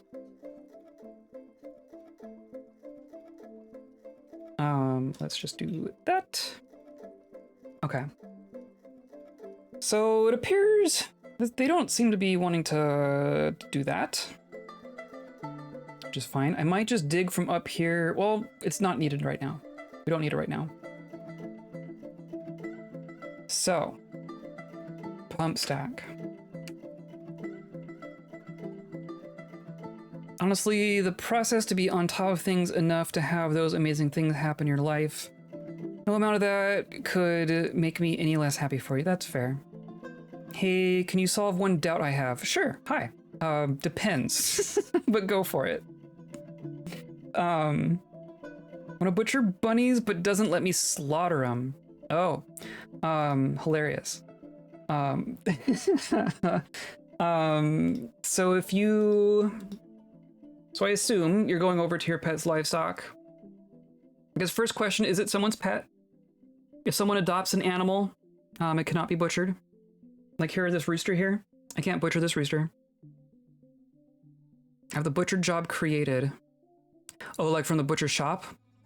You do need to designate the animal to be butchered from this screen as well. Mark them for slaughter, okay. No one has them as a pet. It's a good question. There are like these standing orders, right? Automatically butcher carcasses, slaughter any marked animal. I don't know if this one's on by default, but if you do slaughter any marked animal, then all you have to do is mark it from the creature list. You don't have to create a job for it, if that makes sense. There's a gelded find, but not slaughter. Are they... I was going to say, are they assigned to a pasture, but that shouldn't matter either. I don't know. That does sound odd. I'm curious. So we're working on it. We're maybe a third of a way into making all of our stuff for our pump stack. The other thing that we need to do...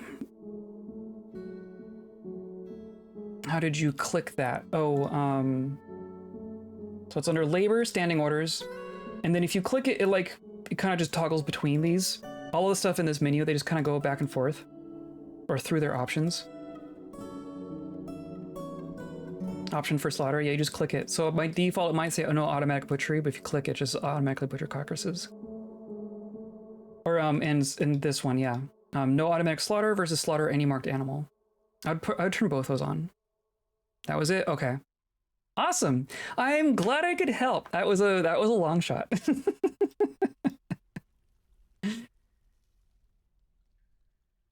But final step of prepping our pump stack area for the installation of our pumps is to channel out these very specific tiles so that power can be routed from one level to the other.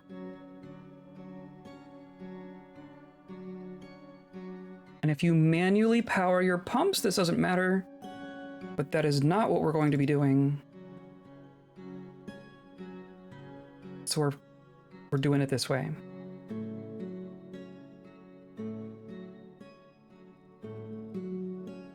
That is about as far as we're going to need to get as far as getting our magma forges running. My god, I've been like 3 hours on it, damn. Even crashed too many crashed because too many entities. Interesting. Interesting. This game is wild sometimes. Yeah, look at that. Okay. This is perfect. This is minimal pump stack 101. So now we are making our pumps. I don't think we have them all built yet, but I think we can start on them. And you want to start from the bottom. When you have them, when you have the power being transmitted between the levels, they're like actually resting on each other. So I think you actually want to start from the bottom. And we're going to select our materials. So I want to be pumping from this north tile to the south tile. I want green glass block, green glass corkscrew, green glass tube. I'm going to go up and go north instead. And do the same thing.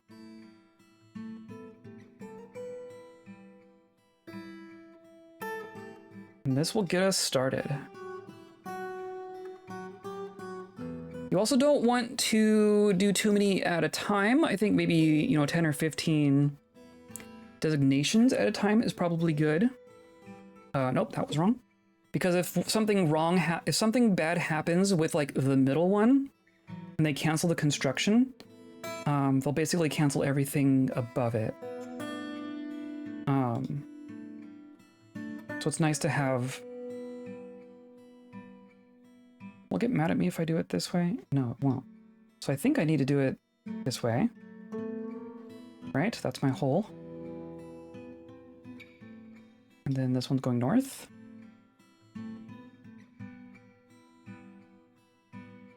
And this one goes south.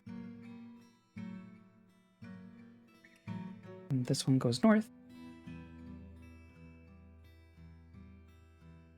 This one goes south. This one goes north. That one goes south. This one is north. And our last one, for the moment, goes south. Perfect. And they all alternate, right? I think I got it. Yeah, and see there's one there. So now next stream we'll have to figure out how to power it. We're probably going to put a bunch of water wheels in our river down here. Our river confluence. I mean, there's a nice straightaway here. Maybe we turn this into our power plant.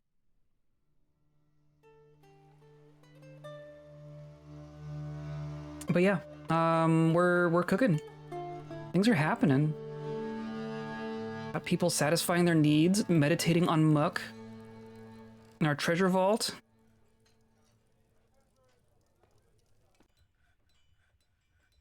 Yeah. Yeah. This is good. We're doing good here. Good things are happening. And then we can probably get the rest of this floor in as well. We'll do like this.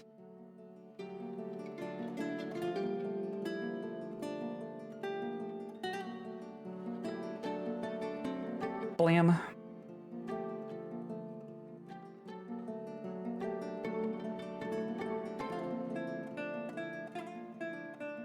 Just do like this.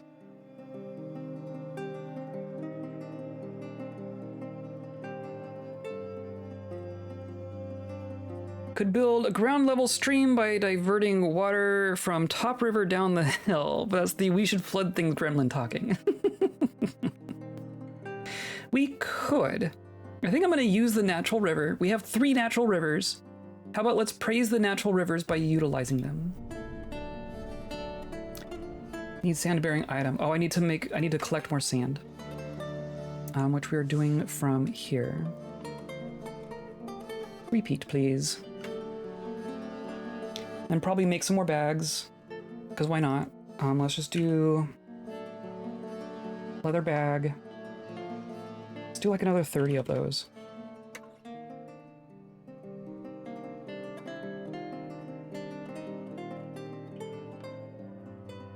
Okay, we're giving birth to llamas. Okay, next stream we're gonna start our textiles.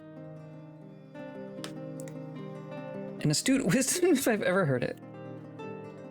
What, maybe let's not flood things this time? That is definitely wise for a kobold. Cave llamas! We do have cave llamas. Here they are. And cave camels, and cave reindeer, and cave water buffalo. It's all good. Okay. We have 3 floors of tower. Nope, I want floor.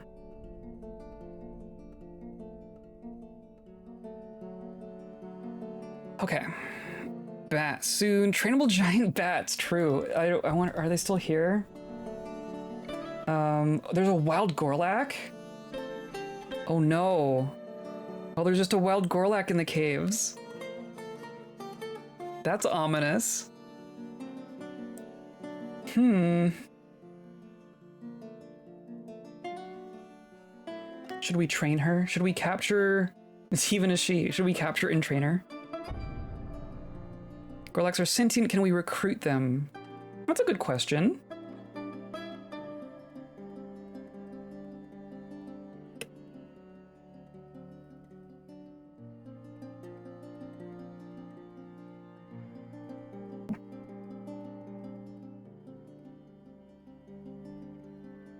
Yeah. You can. Oh no, what have I done? Oh, is that a terrible idea? Gacket. Gacket, I'm sorry I've condemned you. Hey, a giant toad. Let's open up our door here so Gacket can get in. Oh, that was probably not a good impulse to follow. Go claim a bedroom, Gacket. Or run away.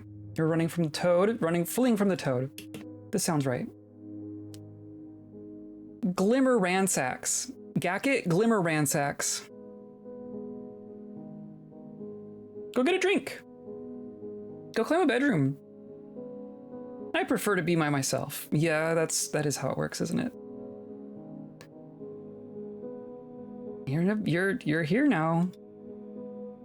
Pick up equipment, yeah. Go put on some clothes. Just wandering through the caves. I have an odd feeling that I'm naked. Perfect, let's close this again. Oh, that's gonna have repercussions.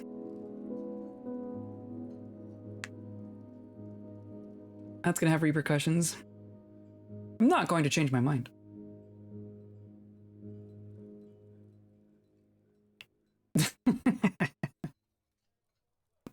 Gorlaks don't have bodies, so they wear their pants on their head.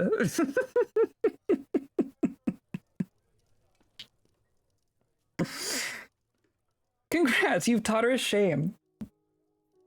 Oh, I mean, it's just because we've hacked. Just because it's not something that the game usually lets you do.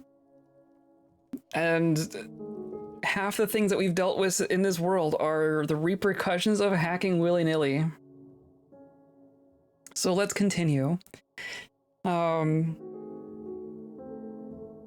favorite goblin in this world died to a Gorlak. He hated Gorlaks with a passion. Oh no. The reason I'm amused by Gorlaks is because the necromancer character that we're trying to get into this fortress in the long term is also a Gorlak. And also the first necromancer in our world was a Gorlak. So Gorlaks have like a weird connection with necromancy and death in our world anyway. Anyway, I think it's food time. I went a little long here. I think it's time for me to go eat food. And be blurry? Am I I swear, I keep messing with this camera. Friend for Shem, yes. Lesbian Gorlax, initiate. That was it for me today. I hope you come by for more. I'm gonna come back on Monday. Probably honestly, I don't know if we're gonna have more weekend streams. I'm thinking about changing my schedule a bit. Mondays and Thursdays are gonna stay the same. But I don't know. I haven't gotten there yet. For next week, Monday Dwarf Fortress. And then I'm gonna have some traveling time. And then when I come back, more Dwarf Fortress. That's my plan. I'm into this fortress. I wanna make it happen. We're gonna make this fort happen. So today's episode is brought to you by vultures. They're up there still. Why are they still up there? And by viewers like you, clicking on all the buttons down there, hanging out with us live, hanging out in VODs, hanging out in Discord, wherever you want to hang out. Keep an eye out for the vultures. I hope you come by for more. I hope you had a good one. I hope you have a good rest of your week. I hope you have a good weekend. And I hope you stay kind.